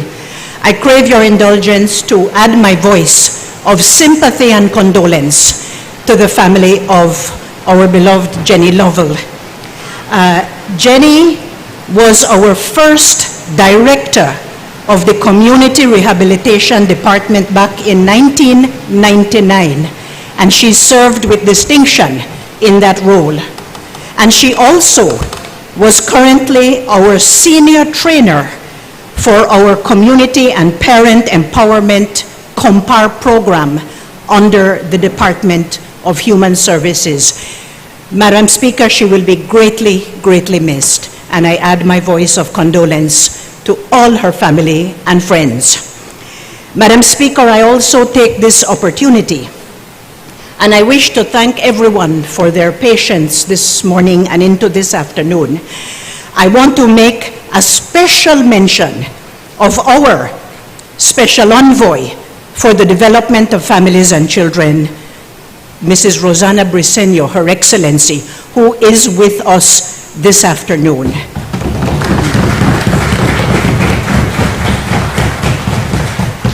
On the last occasion, Madam Speaker, we acknowledged the ancestors, the advocates who went before, and those retired. But I wish this afternoon to place on record before this honorable House a few little facts about our special envoy. She started her career at Stella Maris Government School in Belize City, teaching special needs students at the elementary level. From there, she went on to St. Peter's Anglican for 33 years, 13 as principal, where she oversaw the administration of fully functional special needs center at the primary level. I want to read into the record, Madam Speaker, that Special Envoy holds a bachelor's degree in special education. She also holds a certificate in diagnostics assessment and curriculum development, and her master's in educational leadership from the University of North Florida. Madam Speaker, I want to mention, and the Latin word Stella Maris, of course, stands for Our Lady, Star of the Sea. Stella Maris School was founded in 1958 with Sister Serapia and the Palatine Sisters during trying conditions for persons with disabilities, and therefore the patronage of Our Lady Star of the Sea was sought in founding this special institution. And I really want to acknowledge and commend Mrs. Briceño this afternoon for her stellar work over all of these years for persons with special needs and in special education. Allow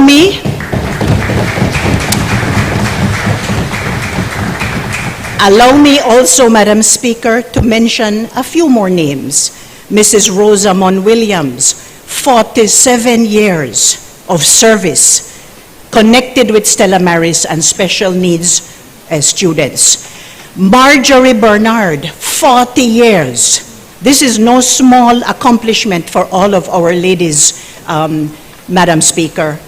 Also Dativa Martinez, Myrna Elliott, Merlene Neal, Eleanor Castillo, Teresita Bradley, Sharon August, and Dana Stain.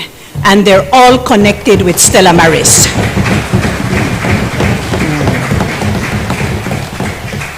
Madam Speaker, I will try to be brief because we did give some information at the first reading of this bill, and I do sit here humbly this afternoon to continue to urge that we pass this disabilities bill today. It will establish the National Commission for Persons with Disabilities, and it will have, in addition to government representation, it will have representatives from the Belize Chamber of Commerce and Industry, the Social Security Board, the National Trade Union Congress, civil society organizations, and also the ex officio member of the National Commission for Persons with Disabilities, and our CEO of Human Development will chair the commission. We also want to mention at this second reading, Madam Speaker, that the functions of the commission will be various. And please allow me once more to read it into the record. It will oversee the implementation of the policy to give special attention to persons with disabilities. It will make recommendations to the government. It will coordinate and monitor the implementation of the said policy. It will monitor our compliance with the United Nations Convention and do monitoring and evaluation on the impact of our policy. It will recommend changes to existing laws, support the development of relevant programs, collect and record important data, promote and foster capacity development, promote and coordinate the employment of persons living with disabilities, produce annual reports, address grievances, and maintain, importantly, maintain a register of persons living with disabilities. There will be a registrar. There will also be the provision of appeals to the commission by a person who may be aggrieved. There will be the attention to protection from discrimination. And there will also be attention to protection from exploitation, violence, and abuse. We intend, Madam Speaker, through this multi-sectoral approach to provide lifelong protection and social support for persons living with disabilities. It occurred to me, Madam Speaker, and allow me one more pause to acknowledge Ms. Karen Kane, the newly retired head of the Youth Enhancement Services. Ms. Karen is now a double amputee, but she has not given up her commitment to working for the girls and the families of this country. Although a new director has taken over at the Youth Enhancement Service, we honored Karen Kane yesterday for her many, many years of dedication and service, and we welcome her continued input and inspiration to the girls and women of this country. I'd also like to mention, I would also like to mention, Madam Speaker, that there will be access through this multi-sectoral approach to education and training, and the focus again on the right to education and training for all persons living with disability. Access of examination for persons with disability, and the ministry will make the necessary adjustments in terms of employment, health care, and also very importantly, accessibility. And it reads thus, Section 34, access to public buildings, public transport, and premises. Persons with disabilities shall have reasonable access, both indoor or outdoor, where any public service or transportation service is offered. Existing public premises shall be altered to facilitate accessibility within 12 months of the commencement of this law, and persons with disabilities are not to be charged any higher sum to access public transportation. Failure to comply will be made an offense. Now, Madam Speaker, I would like to mention that clearly accessibility to buildings would not include your Panades or Garnaches shop, but it would include public buildings, whether government or private, so that we make the reasonable adjustments. Now, we're not telling everybody that if within a year you don't put in a ramp, we're going to send you to jail. But reasonable is the operative word here. So large companies, large buildings, if the access is not on the ground floor, then we must make the reasonable attempt to make our public spaces, especially the larger spaces, accessible to persons with disability. And I wanted to, in particular, to mention that because we must signal our seriousness.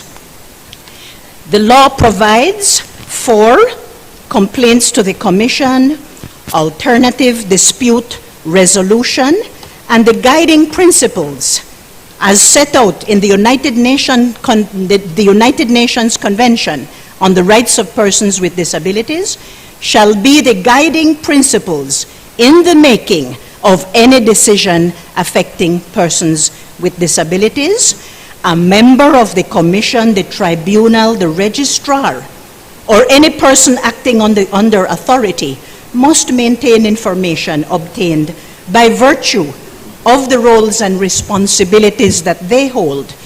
They must hold this information in confidence and with professionalism. And finally, no action, suit, prosecution, or proceeding shall be brought against the government, the minister, the commission, tribunal, registrar, or any member of the commission acting on behalf of those named in respect of any act, neglect, or default or omission by a person or body in such capacity acting in good faith. Madam Speaker, let me wrap up by again acknowledging our special envoy who has been patient and has been here since before 10 this morning, everyone who has attended for this important legislation, and to say, Madam Speaker, that clearly this bill is not a magic bullet. However, so not every single problem will be solved overnight, but we as a country are making it crystal clear that we must focus on our persons with any kind of disability, mental, physical, emotional, in whatever form. We must give that focus, and we must commit ourselves to inclusion and equality. With that, that is my contribution at this point to the debate, Madam Speaker. And I want to thank you very much, and especially all those in the gallery.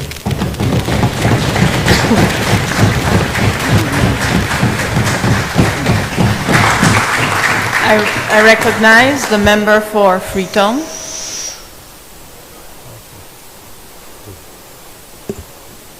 Thank you, Madam Speaker. Madam Speaker, I rise to place on record my full support for this very, very important historic bill. I want to commend the Minister of Human Development, the entire team at the Ministry of Human Development for their tireless work on this very, very important issue and for advancing this bill through consultations, through cabinet, and now here at the National Assembly. I want to, of course, place on record as well, my own gratitude to all those who, for many, many, many years, many decades, have toiled on this issue. Many of them have gone before us. I think the Honorable Minister, when she first introduced the bill, mentioned many of them. But many people who were deeply committed to us having a Disabilities Act. I want to commend those people. And I want to, of course, join with the Honorable Member for Belize Rural Central in recognizing and acknowledging the tremendous advocacy and work of the Special Envoy, Mrs. Briceño. I have had the privilege and honor of working with her, so I know how passionately she feels about this issue, and she's been a very strong and effective advocate, quietly for many, many years. Now she's, of course, in a more leadership, more visible role, but she's been doing a lot of good work for many, many, many decades. So I want to acknowledge her. I've learned a lot about this issue from her and observing her. So I thank her. And I want to acknowledge as well my friend up there, Marshall Nunes, the great Marshall Nunes,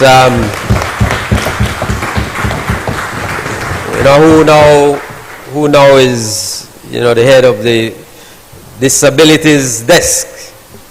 Marshall as well has been a champion and advocate for people with disabilities for many, many years. He's an inspiration, despite his own disability, being visually impaired. He has not missed a step. He has kept moving forward, kept working, maintained a very positive outlook on life, and he's been an inspiration to so many other people. So I'm very, very proud that he's a part of our team, and he gets to work on the front line of this important issue. So thank you, Marshall, for your work and your advocacy. And I want to thank all the other people who are here, people from the Special Education Unit of the Ministry of Education, who I know are deeply, deeply committed to this issue. Right. The athletes with medals, yeah. Thank you, Minister. We need to acknowledge them as well and thank them for their work. As the Honorable Minister said, this bill is very, very important. And it's a very, very progressive bill. We talk about protection from discrimination, protection from exploitation, from abuse, from violence. These are basic, fundamental rights. Sometimes we take them for granted. But I don't think, unless you engage with people in the disability community, unless you have a family member who is disabled, or someone, you have a friend who is disabled, I think we don't fully appreciate all the challenges that people in that community face in terms of discrimination, abuse, violence, exploitation. So it's very, very important now that we have this piece of legislation which will seek to protect them in meaningful ways. Minister mentioned as well access to education and training. Again, these are basic fundamental rights. We have to ensure that our people with disabilities have access to quality education, to opportunities for training. Very, very important. Employment. We have to make sure, sometimes we send them, we equip them with school, we equip them with skills. We make sure that they go to school They even get into high school, but then they come out of high school and, you know, there are no opportunities for them to work, to find meaningful employment. So again, this is something that's an important and integral component of this bill. Health care, something again we may take for granted. They have to have access to health care. Very, very important. Equal access to health care. And then, as the minister mentioned, the basic, you know, things we take for granted coming up here today. You know, I'm sure Ms. Kane had difficulty coming up here today. You know, basic things, access to public buildings. Another big one is access to public transportation. You know, it's very, very challenging, very, very challenging for so many people with disabilities. You know, they need to rely and depend on other people to help them. And unfortunately, that's not always available. So these are very, very important issues that we need to address. And I'm very, very happy that this bill that we're passing today, the Disabilities Bill, captures all of this that I'm talking about, seeks to address all of this, puts in place the legal framework to underpin this commitment to ensuring equality and equity for these individuals in our society with disabilities. Of course, it's a law, it's just a law. So we have to continue to be vigilant, we have to continue to work, because it's just like any other piece of legislation, it's just law. We have to implement it. We have to make sure that, that it is carried out, that the legal obligations that are in here are in fact enforced, so that there can be a meaningful positive change in the lives of these individuals. You know, and in wrapping up, Madam Speaker, you know, I want to you know, mention a few individuals. You know, I grew up, you know, my father was visually impaired, certainly for the last 30 years of his life. But again, like Marshall, he was a man who didn't miss a beat. He carried on, very inspiring, and he reached out to a lot of young people to try to help them with their disabilities, especially those who are like him, visually impaired. So that he taught himself how to read Braille, and he taught other young people to read Braille. So frequent visitors in my home were people like Donovan Renault, who I think still has a show on Love FM. I think he have the midnight shift. Donovan Renault. These were frequent. I remember Donovan coming to my home at the age of, I think he was 13, when a horse kicked out his eyes. He was in the back of a trailer and a horse kicked him in his head and he lost both of his eyes. Imagine that happening at 13. And he came there trembling to my house. You know, and so I've maintained a relationship with, I was about maybe the same age. We've maintained a relationship ever since. I remember Hector Hoare, Mr. Hector Hoare, who has gone ahead of us. Frequent visitor to my home as well. Teresita Mo. Teresita lives in Benke. Still there in Benke. Teresita Mo. You know, all of them were there. Charlie Chiak. I don't know where I lost track of Charlie. I don't know where Charlie is, but where is he? Hattieville? Okay. Very good to know. You know, so this bill is for all these people. This bill is for all of these people. And at the end of the day, what we want is to ensure that every person in this country with a disability, whatever that disability is, that they have an opportunity to lead a full, productive, happy life in our society. They should not be denied any opportunity because they are a disabled person. And this bill, I am very, very happy to support, because this bill provides the framework for us as a society to seek to ensure that these people with disabilities are treated fairly, with compassion, with dignity. So I'm very, very proud, Madam Speaker, to join in supporting this bill. I thank you very much.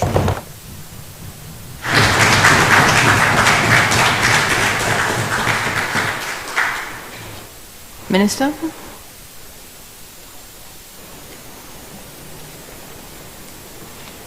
Madam Speaker, I ask that the question be put. Is that the correct thing? Yes. Or Prime Minister? I'll be very short, Madam Speaker. And certainly I want to put on record my support for the Disabilities Bill. It is a bill whose time has come. And for too long, and we have seen many families would hide their children that have disabilities. And in some instances, it's very, very sad. I remember a case in Orange Walk, twins, two beautiful little girls, and they just hide them at home because they were both blind and had many other problems. And again, thanks to Rosanna, I've had a first-hand appreciation of the challenges that families have with children with disabilities. And Madam Speaker, this is a bill that affects everyone. And now that the Honourable Member from Freetown has mentioned his father, it reminds me of my father too, who also got a stroke. And for the last 11 years of his life, he had to have 24/7 care and attention because of the stroke. There's not much he could have done for himself. But I have to give him credit because he never liked stay home. So I had two big men. He was a big man, but you have to have two big men walking, holding him, bringing down the steps. And he goes around with his wheelchair going all over the country. But there are few people that have that support from the family. It's very costly. But now that we have this disabilities bill, and I must commend the Honourable Member from Belize Rural Central, who has been her passion from way back as 1998 when she was the then minister in the first Musa administration. And now here she comes now for the second time having responsibility for this ministry, and now making sure now that this comes to fruition, that this bill will soon come into law. I ask everyone, I ask people in sports, people in education, in business, for us to be able to be aware of this law that we're passing and to reach out and to support all our Belizeans that have these challenges with their disabilities. Madam Speaker, I proudly support this bill. I recognize the member for Toledo West. Thank you, Madam Speaker. Madam Speaker, I also want to rise in full support of the bill that was presented by the Honorable Minister. Madam Speaker, as a former educator and somebody who spent a lot of time, working with students and persons who were in one way or the other affected by certain disabilities, I want to say that today is a very progressive day, and it is a day that is going to go down in history as this government, took the bold step to ensure that we put in place the necessary legislation to protect all persons, who have some form of disability, and essentially saying and, making it known that under the Constitution, all persons, all Belizeans, whether you have a disability or not, we're all equal before the Constitution. So this is a great day, Madam Speaker. And I too want to join in congratulating certainly the Ministry of Human Development and everybody else who has worked very hard to ensure that today we can have this bill being presented in the House. I also want to thank and recognize all the advocates, all the NGOs, civil society, and everyone else who worked very hard, to support this entire process. Essentially, Madam Speaker, what we are seeing today is that the bill clearly outlines government's responsibility to ensure that each and every Belizean, who has a disability is equally protected under the Constitution, and that there is an obligation of the state to ensure that those elements of protection and support are put in place. So I believe that that is very important and historic. I also too want to associate myself with the statement made by the Minister of Education and the member for Freetown, because as I sat here and I heard Minister making her presentation, I too remembered Hector Hoare. He was a classmate of mine. We went to Teachers College together, and I vividly remember him that he being visually impaired did not prevent him from fully ensuring that he pursued an education, and that he contributed to the education and well-being of many other students and persons who had disabilities. And I too want to join in the many other persons in recognizing the many other persons who have gone ahead of us, who have championed the cause of disabilities in our Belizean society. So I also too want to join in recognizing Her Excellency Ms. Rosana Briceño, Marshall, and everybody else who is in the gallery here today, supporting this very important piece of legislation. So, Madam Speaker, it is a historic day. I congratulate the Minister. I congratulate our government for being very progressive and supporting and ensuring that all Belizeans are equal before the Constitution. God bless Belize, and together we continue to build a better Belize.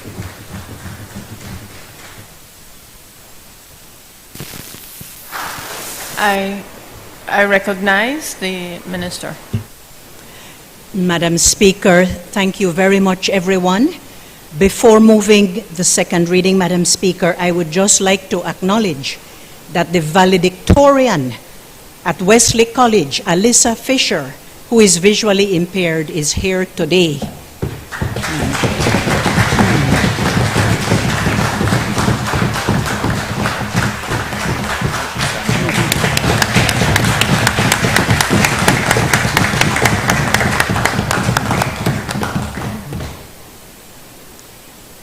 May I then, with your permission, Madam Speaker, move the second reading? Honorable members, the question is that the bill for an act to promote, protect, and ensure the full and equal enjoyment of privileges, interests, rights, benefits, and treatment by persons with disabilities on an equal basis with persons without disabilities, to establish the National Commission for Persons with Disabilities, to establish the Disabilities and Equal Opportunities Rights Tribunal, and to provide for matters connected therewith or incidental thereto, be read a second time. All those in favor, kindly say aye. Aye. Those against, kindly say no. I think the ayes have it.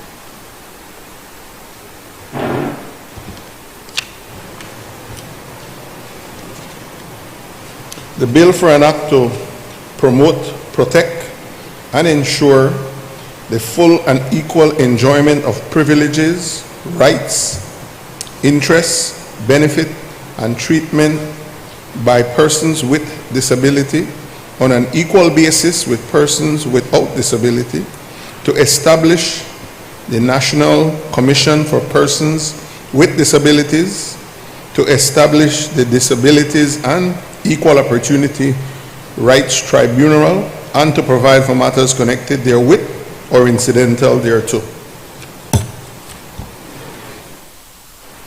I recognize the Honorable Minister of Human Development, Families, and Indigenous Peoples Affairs. Madam Speaker,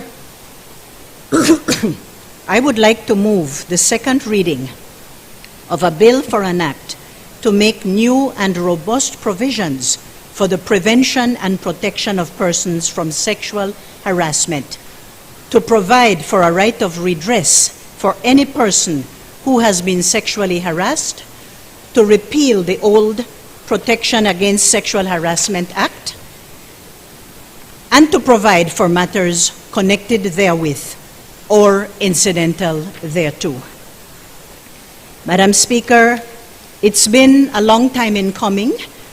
This new act, because the old one was from back in the 1990s, but this bill, the new one, Madam Speaker, seeks to address and enhance measures concerning sexual harassment, aiming to update the existing law to meet the changing needs of society. Unlike the current Protection Against Sexual Harassment Act, which deals specifically with sexual harassment in employment, accommodation, and institutions, the new bill addresses sexual harassment also in the workplace, as well as other circumstances or business transactions. Madam Speaker, this bill includes the cyberbullying and photos and unwelcome messages that are now a part of the social media phenomenon here in the 21st century. But the bill also looks at sexual harassment, protection against sexual harassment and anti-sexual harassment when seeking or receiving goods and services, when seeking accommodations, in transactions relating to real and personal property, while being a member of an association or organization, during employment or vocational training, and while seeking the services of an employment agency or an authority that is responsible for professional certification. Under the current legislation, complaints of sexual harassment, Madam Speaker, are made directly to the court. However, in this new bill, which we believe is progressive, the bill seeks to resolve complaints of sexual harassment through alternative dispute resolution where appropriate.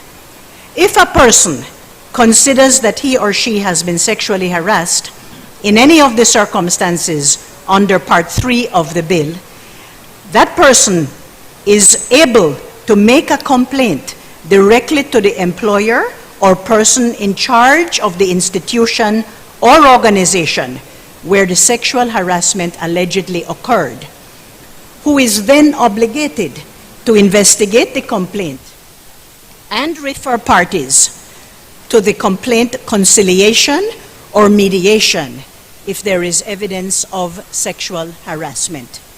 This provides the parties with the opportunity to resolve the complaint without a trial and on terms that may be mutually acceptable. Madam Speaker, to safeguard against bias and to ensure that a person alleging sexual harassment against a person that is not employed by the other person, the bill also allows for complaints of sexual harassment in those instances to be made directly to the court. Complaints of sexual harassment in any of the circumstances in Part 3 of the bill that goes before the court are dealt with as a civil matter, and the court therefore has the power to make orders as to costs, damages, or any other order, direction, or declaration. There is sufficient flexibility in the bill, Madam Speaker, that one can look for a section where the specific complaint would come under and be able to have recourse in that regard. Complaints of sexual harassment that are not in relation to the circumstances specified in that part of the Act are triable summarily in the magistrate's court.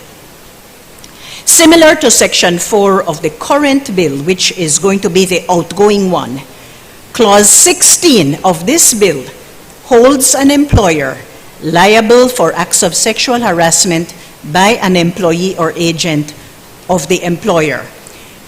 However, the liability of the employer is not automatic, and the employer is not strictly liable for the actions of his employee or agent unless it is shown that the act of sexual harassment occurred during employment and that the employer knew of the sexual harassment and failed to take steps to prevent the continuation thereof. Madam Speaker, again, we are signaling the seriousness with which we take this matter.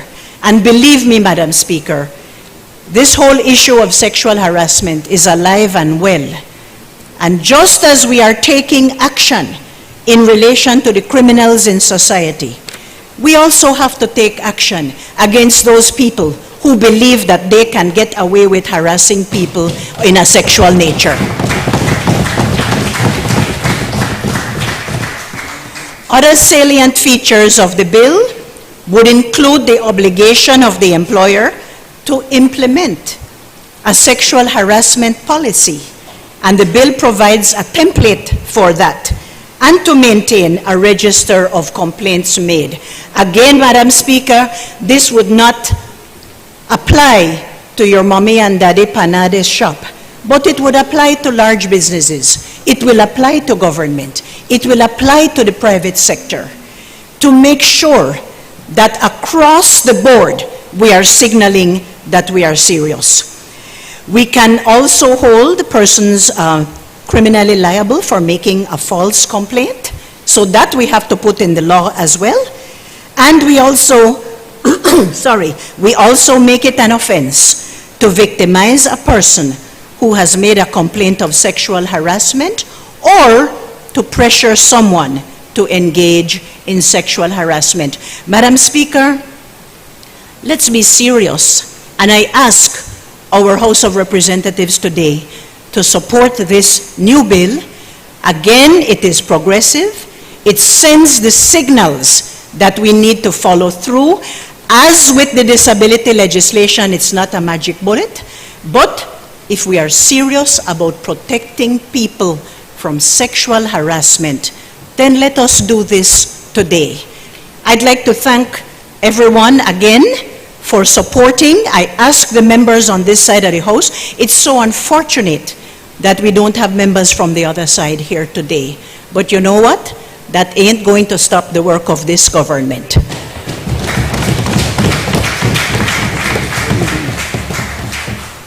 Madam Speaker, that is my contribution at this time, and I do ask for the support.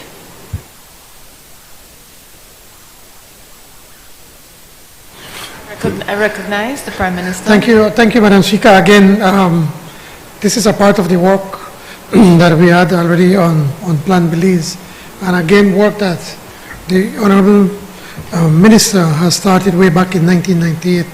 It's unfortunate that it took so long to be able to bring it to the House, but it's something whose time has come. And, and sexual harassment is mostly against women, but also men are also sexually harassed. So we have to also take that into consideration. So this is something that protects everybody, both men, women, at home, in the workplace, in public, wherever it is. And in school, yes, exactly, in school, where a lot of times we get complaints from parents about the harassment of their children in school, mostly daughters, but children in general. We had a long discussion about this in cabinet, so it's not something that we just are passing just for passing, but we have to make sure that we can cover all the bases and that it is something that can work in Belize, it can work in the workplace, it can work in schools and wherever it is, to ensure that, that we can give the protection that our citizens need against sexual harassment. Madam Speaker, I commend the Minister on her work and I support this bill.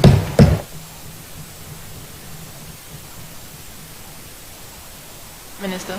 I'd like to take this opportunity to thank everyone who has had anything to do with this. It wasn't just one person or one ministry. Madam Speaker, I now move the second reading, with your permission. Honourable members, the question is that the bill for an act to make new and robust provisions for the prevention and protection of persons from sexual harassment, to provide for a right of redress for any person who has been sexually harassed, to repeat the Protection Against Sexual Harassment Act, to repeal the Protection Against Sexual Harassment Act, Chapter 107 of the Substantive Laws of Belize, Revised Edition 2020, and to provide for matters connected therewith or incidental thereto be read a second time. All those in favor, kindly say aye. Aye. Those against, kindly say no. I think the ayes have it.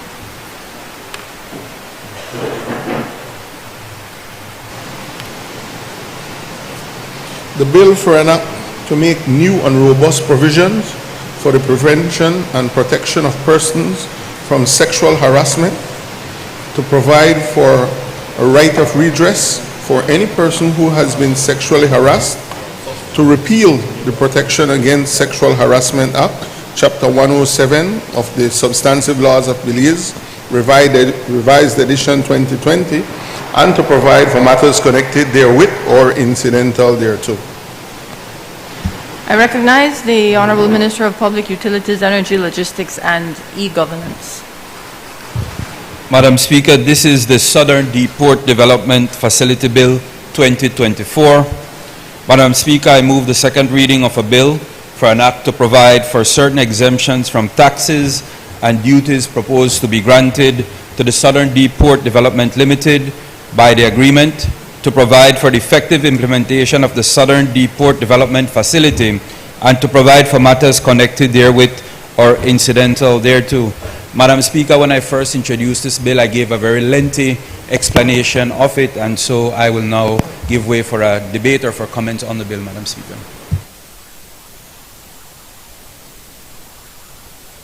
I recognize the member for Dangriga.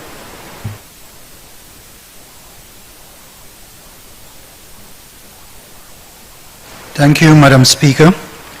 A pleasant afternoon to colleagues and to all in the gallery. I rise on behalf of the wonderful people of Dangriga, Hoprik and Sarawi, to express our gratitude for the support that we have received in reaching this point. The Commerce Bight Port, as it is known, has been dormant for over 2 decades. It is an asset that of considerable value with great potential that now we are finally going to be activating again for the benefit of the residents of the constituency and certainly of the country at large. Madam Speaker, we would like to start out by thanking Prime Minister John Briceño, who has kept his promise to our people to reopen the Commerce Bight Port. As he himself has said, we have made promises and in the past and nothing has been done. But this administration is about action. This administration is about looking out for our people.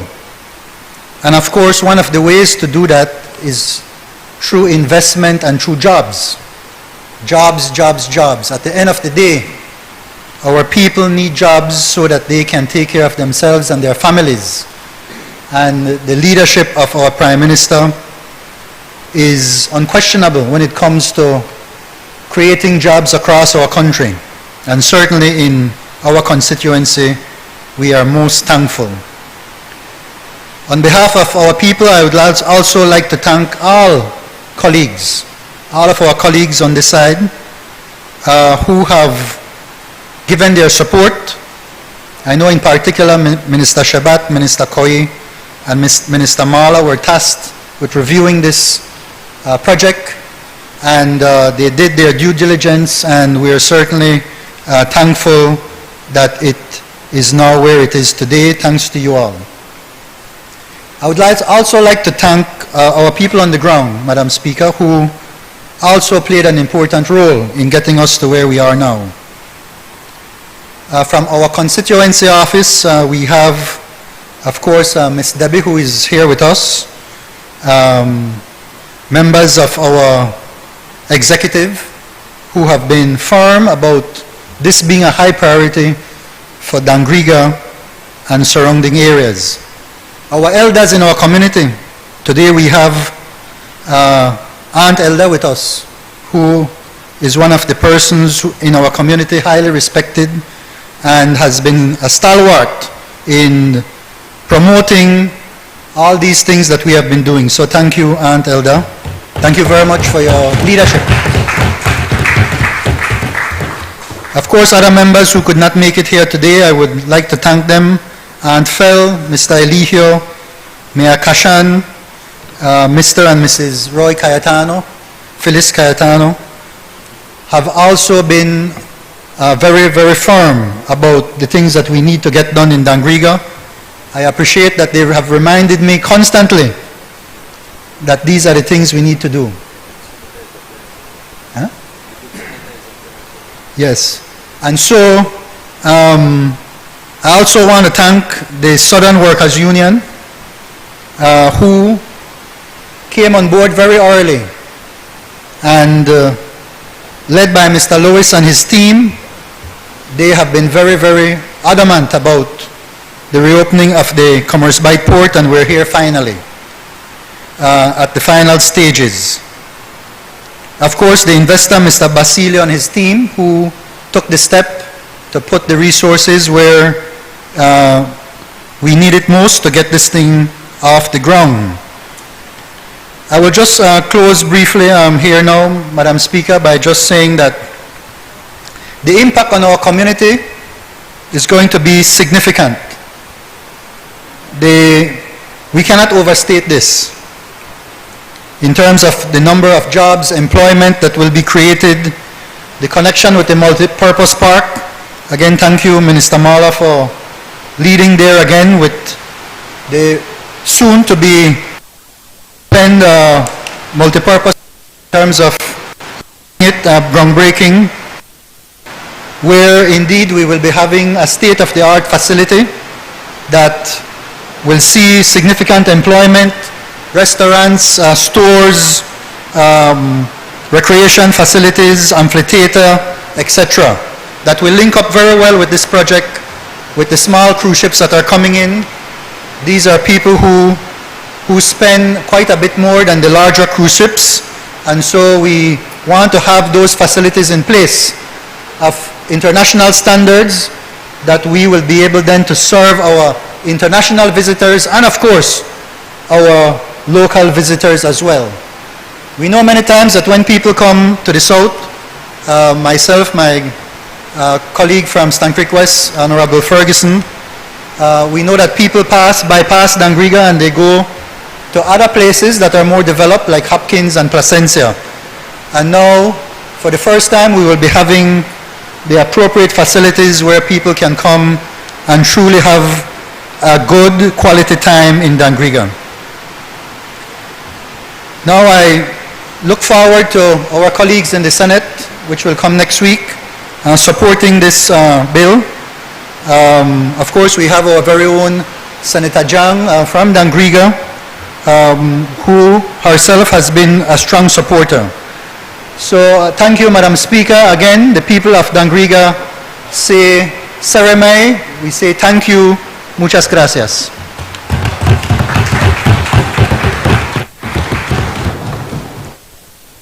I recognize the member for Stan Creek. Madam Speaker, I also rise to support this venture.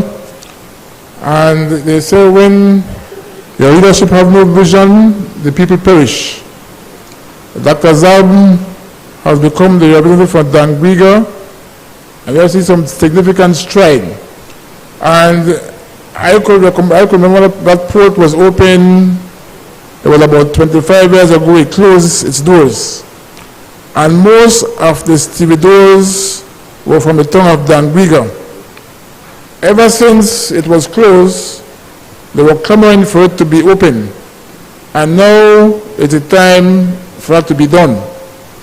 Especially with the decline of the citrus industry, that is a testament that the representative is trying to make sure he provides jobs for the people of Dangriga.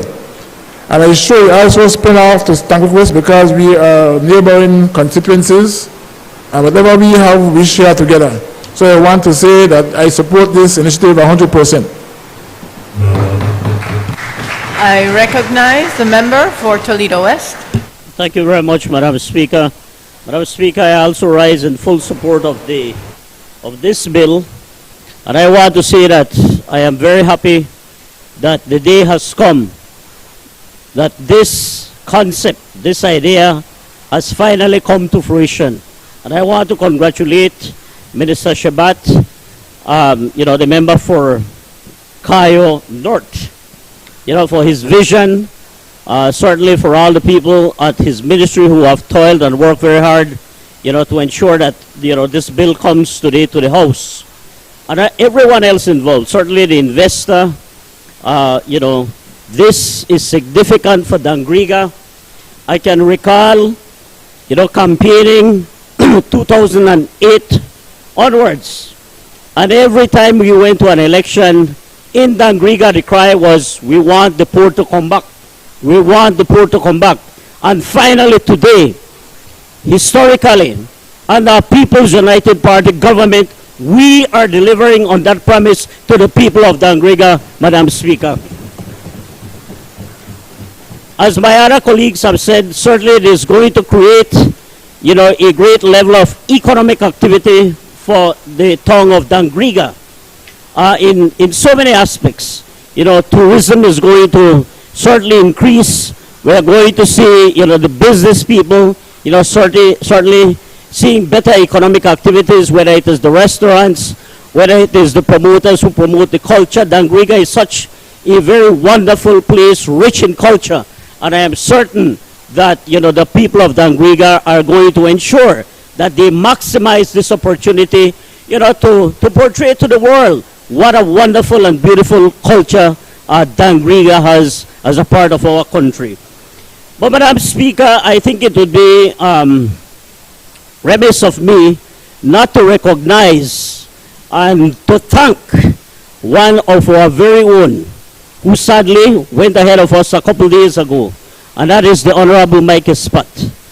I want to truly recognize him and thank him for his great efforts, because Honorable Mike Espat was always a part of the discussion and was always an advocate to support the reopening of the Dangriga ports.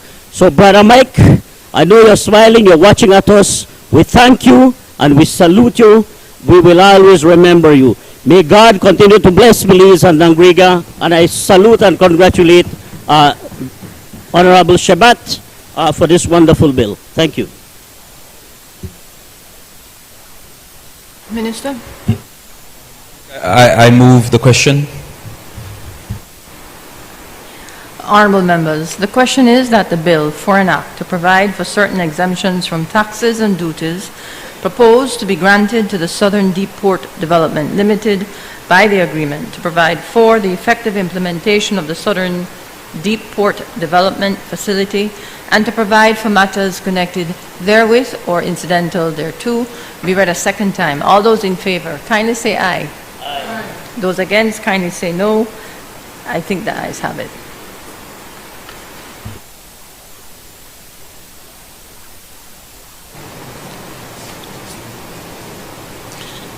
The bill for an act to provide for certain exemptions from taxes and duties proposed to be granted to the Southern Deep Port Development Limited by the agreement to provide for the effective implementation of the Southern Deep Port Development Facility and to provide for matters connected therewith or incidental thereto.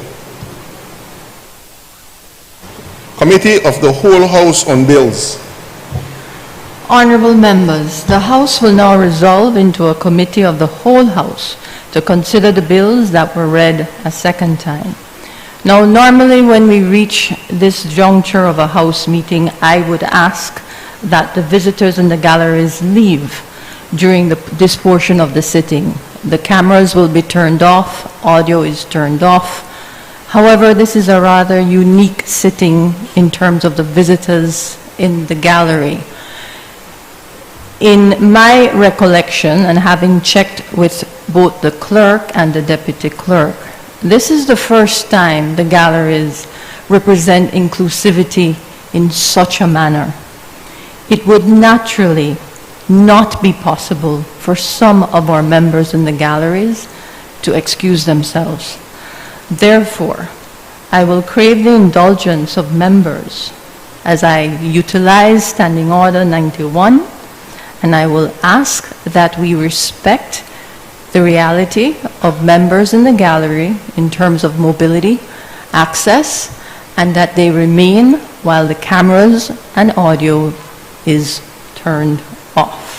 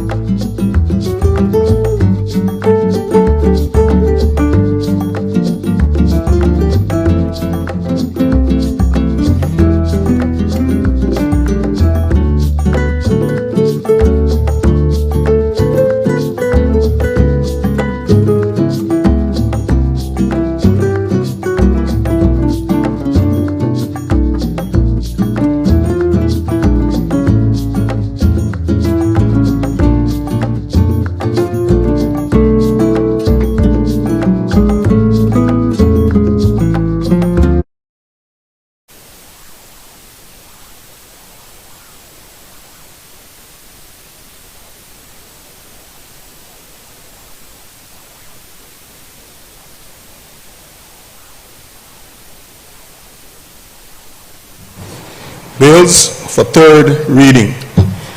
I recognize the Honorable Prime Minister. Madam Speaker, I rise to report to the Committee of the Whole House.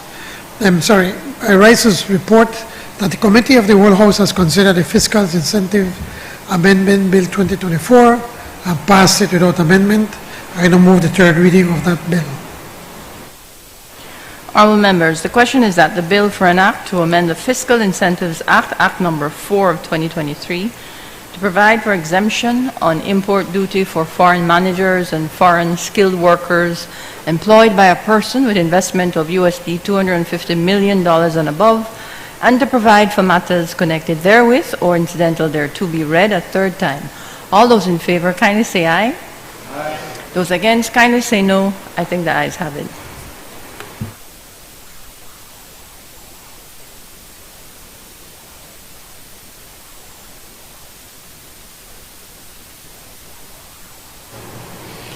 The bill for an act to amend the Fiscal Incentive Act, Act number 4 of 2023, to provide for the exemption on import duty for foreign managers and foreign skilled workers employed by a person with investment of US $250 million and above, and to provide for matters connected therewith or incidental thereto. I recognize the Honorable Minister of Human Development.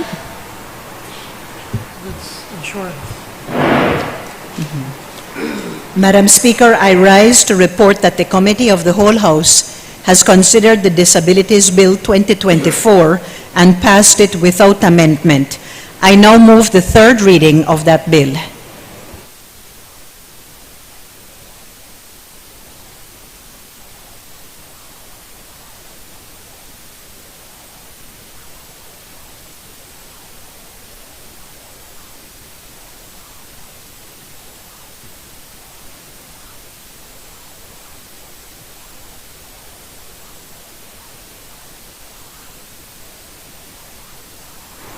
Honourable members, the question is that the bill for an act to promote, protect and ensure the full and equal enjoyment of privileges, interests, rights, benefits and treatment by persons with disabilities on an equal basis with persons without disabilities, to establish the National Commission for Persons with Disabilities, to establish the Disabilities and Equal Opportunities Rights Tribunal, and to provide for matters connected therewith or incidental thereto be read a third time.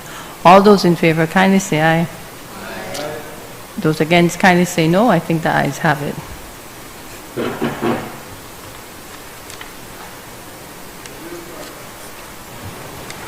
The bill for an act to promote, protect and ensure that full and equal enjoyment of privileges, interests, rights, benefits and treatment by persons with disability on an equal basis with persons without disabilities, to establish the National Commission for Persons with Disabilities, to establish the Disability and Equal Opportunity Rights Tribunal, and to provide for matters connected therewith or incidental thereto.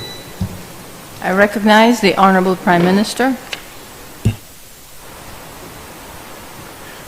Madam Speaker, I rise to report that the Committee of the Whole House has considered the Insurance Amendment Bill 2024, passed without amendment.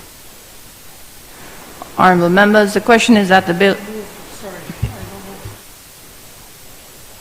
Honourable members, the question is that the bill for an act to amend the Insurance Act, Act number 30 of 2023, to provide for realignment of terminology and internal cross-references and to amend the provisions for the disclosure of the beneficial owners and to provide for matters connected therewith or incidental thereto be read a third time. All those in favor kindly say aye. Aye. Those against kindly say no.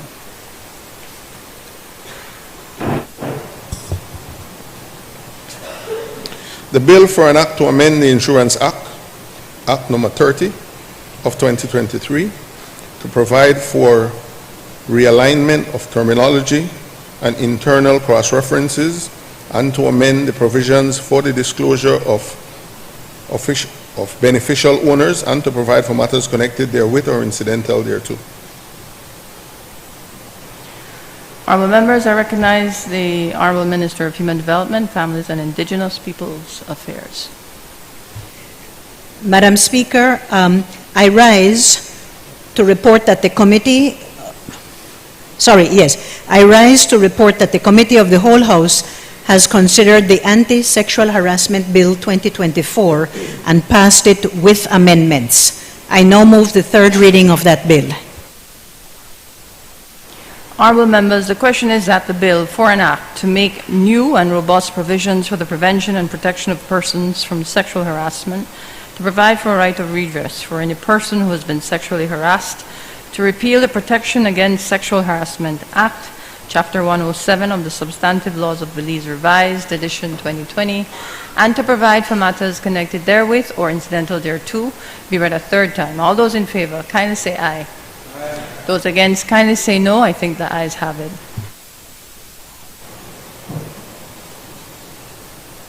The bill for an act to make new and robust provisions for the prevention and protection of persons from sexual harassment, to provide for a right of redress for any person who have been sexually harassed, to repeal the Protection Against Sexual Harassment Act, Chapter 107 of the Substantive Laws of Belize, Revised Edition 2020, and to provide for matters connected therewith or incidental thereto.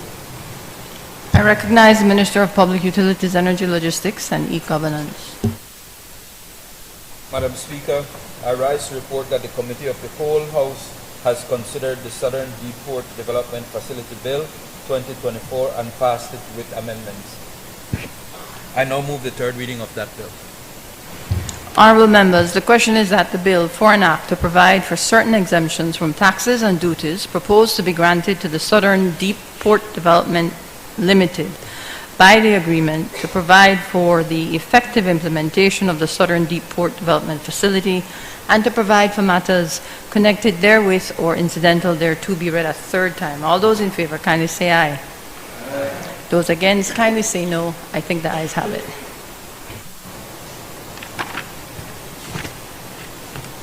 The bill for an act to provide for certain exemptions from taxes and duties proposed to be granted to the Southern Deepport Development Limited by the agreement to provide for the effective implementation of the Southern Deepport Development Facility and to provide for matters connected therewith or incidental thereto.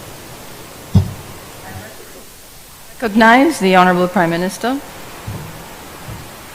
Madam Speaker, I move that the House do now adjourn.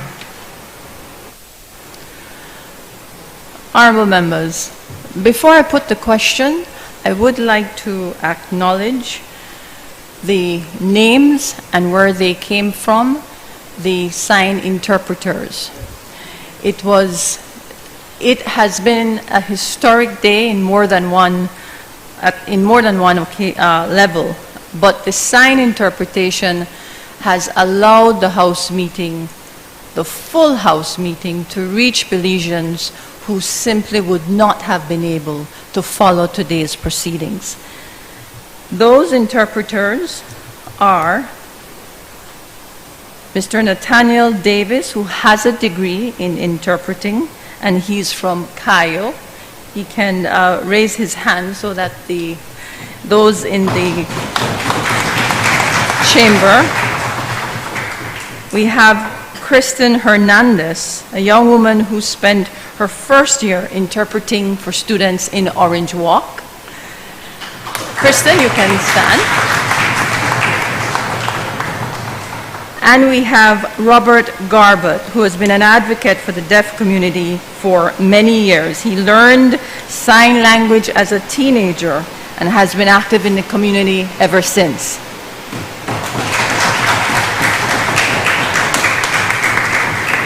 I mentioned before that today was a historic day. It is one of the more inclusive days for this assembly, which struggles and has struggled since its inception to be accessible to all peoples. This would not have been possible without the support of the Special Envoy, Her Excellency Rosanna Briceño, the Councillor from Orange Walk, Councillor Dorrit Pascasio, and Special Education Unit Officer Christy Almeida. The Office of the Speaker has worked very closely with these three individuals in trying to get sign interpretation introduced to the National Assembly, but more importantly to ensure that we could have had members from the disability community present both at the last meeting and this meeting. So I thank you. And my last request, members, because I said it was a historic day, it is the last day for our humble clerk, Mr. Eddie Webster. I'd like to invite the Prime Minister to join me below in front of the dais so that we can acknowledge his service properly and photograph. Speaker, can you indulge me just to say a few words here in the National Assembly to recognize the work of the clerk with Eddie Webster, and as I said earlier, to his family, We did not meet in the best of circumstances way back when I was the Minister of Natural Resources. But despite that, I've never,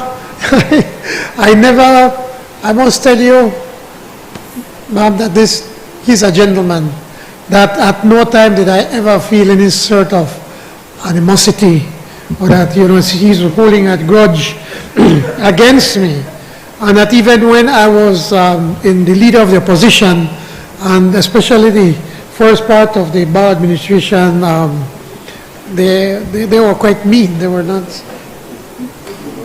The clerk never did allow that to influence him, his behavior with us in opposition.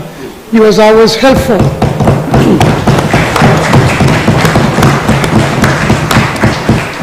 And kind, that I never felt, any sort of, my turn, no? So I want to put that in record, and that even when there was a transition to a new government, that transition was smooth. And you immediately said, well, you're here to work with the government of the day.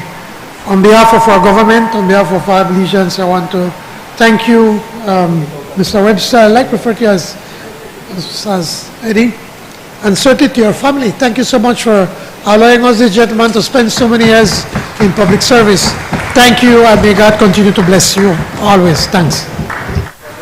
I will invite the Prime Minister as we hand over a plaque of appreciation on behalf of the presiding officers, the parliamentarians, the staff of the National Assembly. And then I will quickly move to close so that, of course, Mr. Webster, your family can join you for official photos inside the chamber, as well as the staff.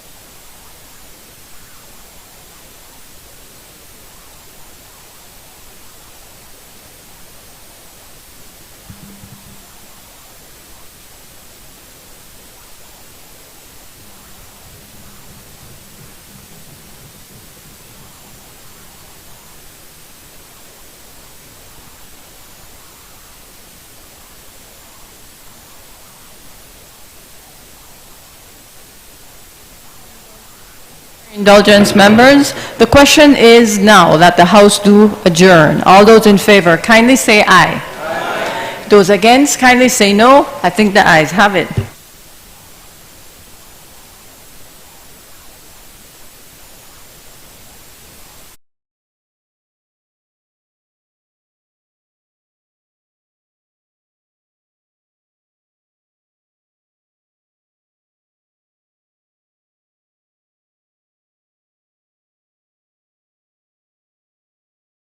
Thank you.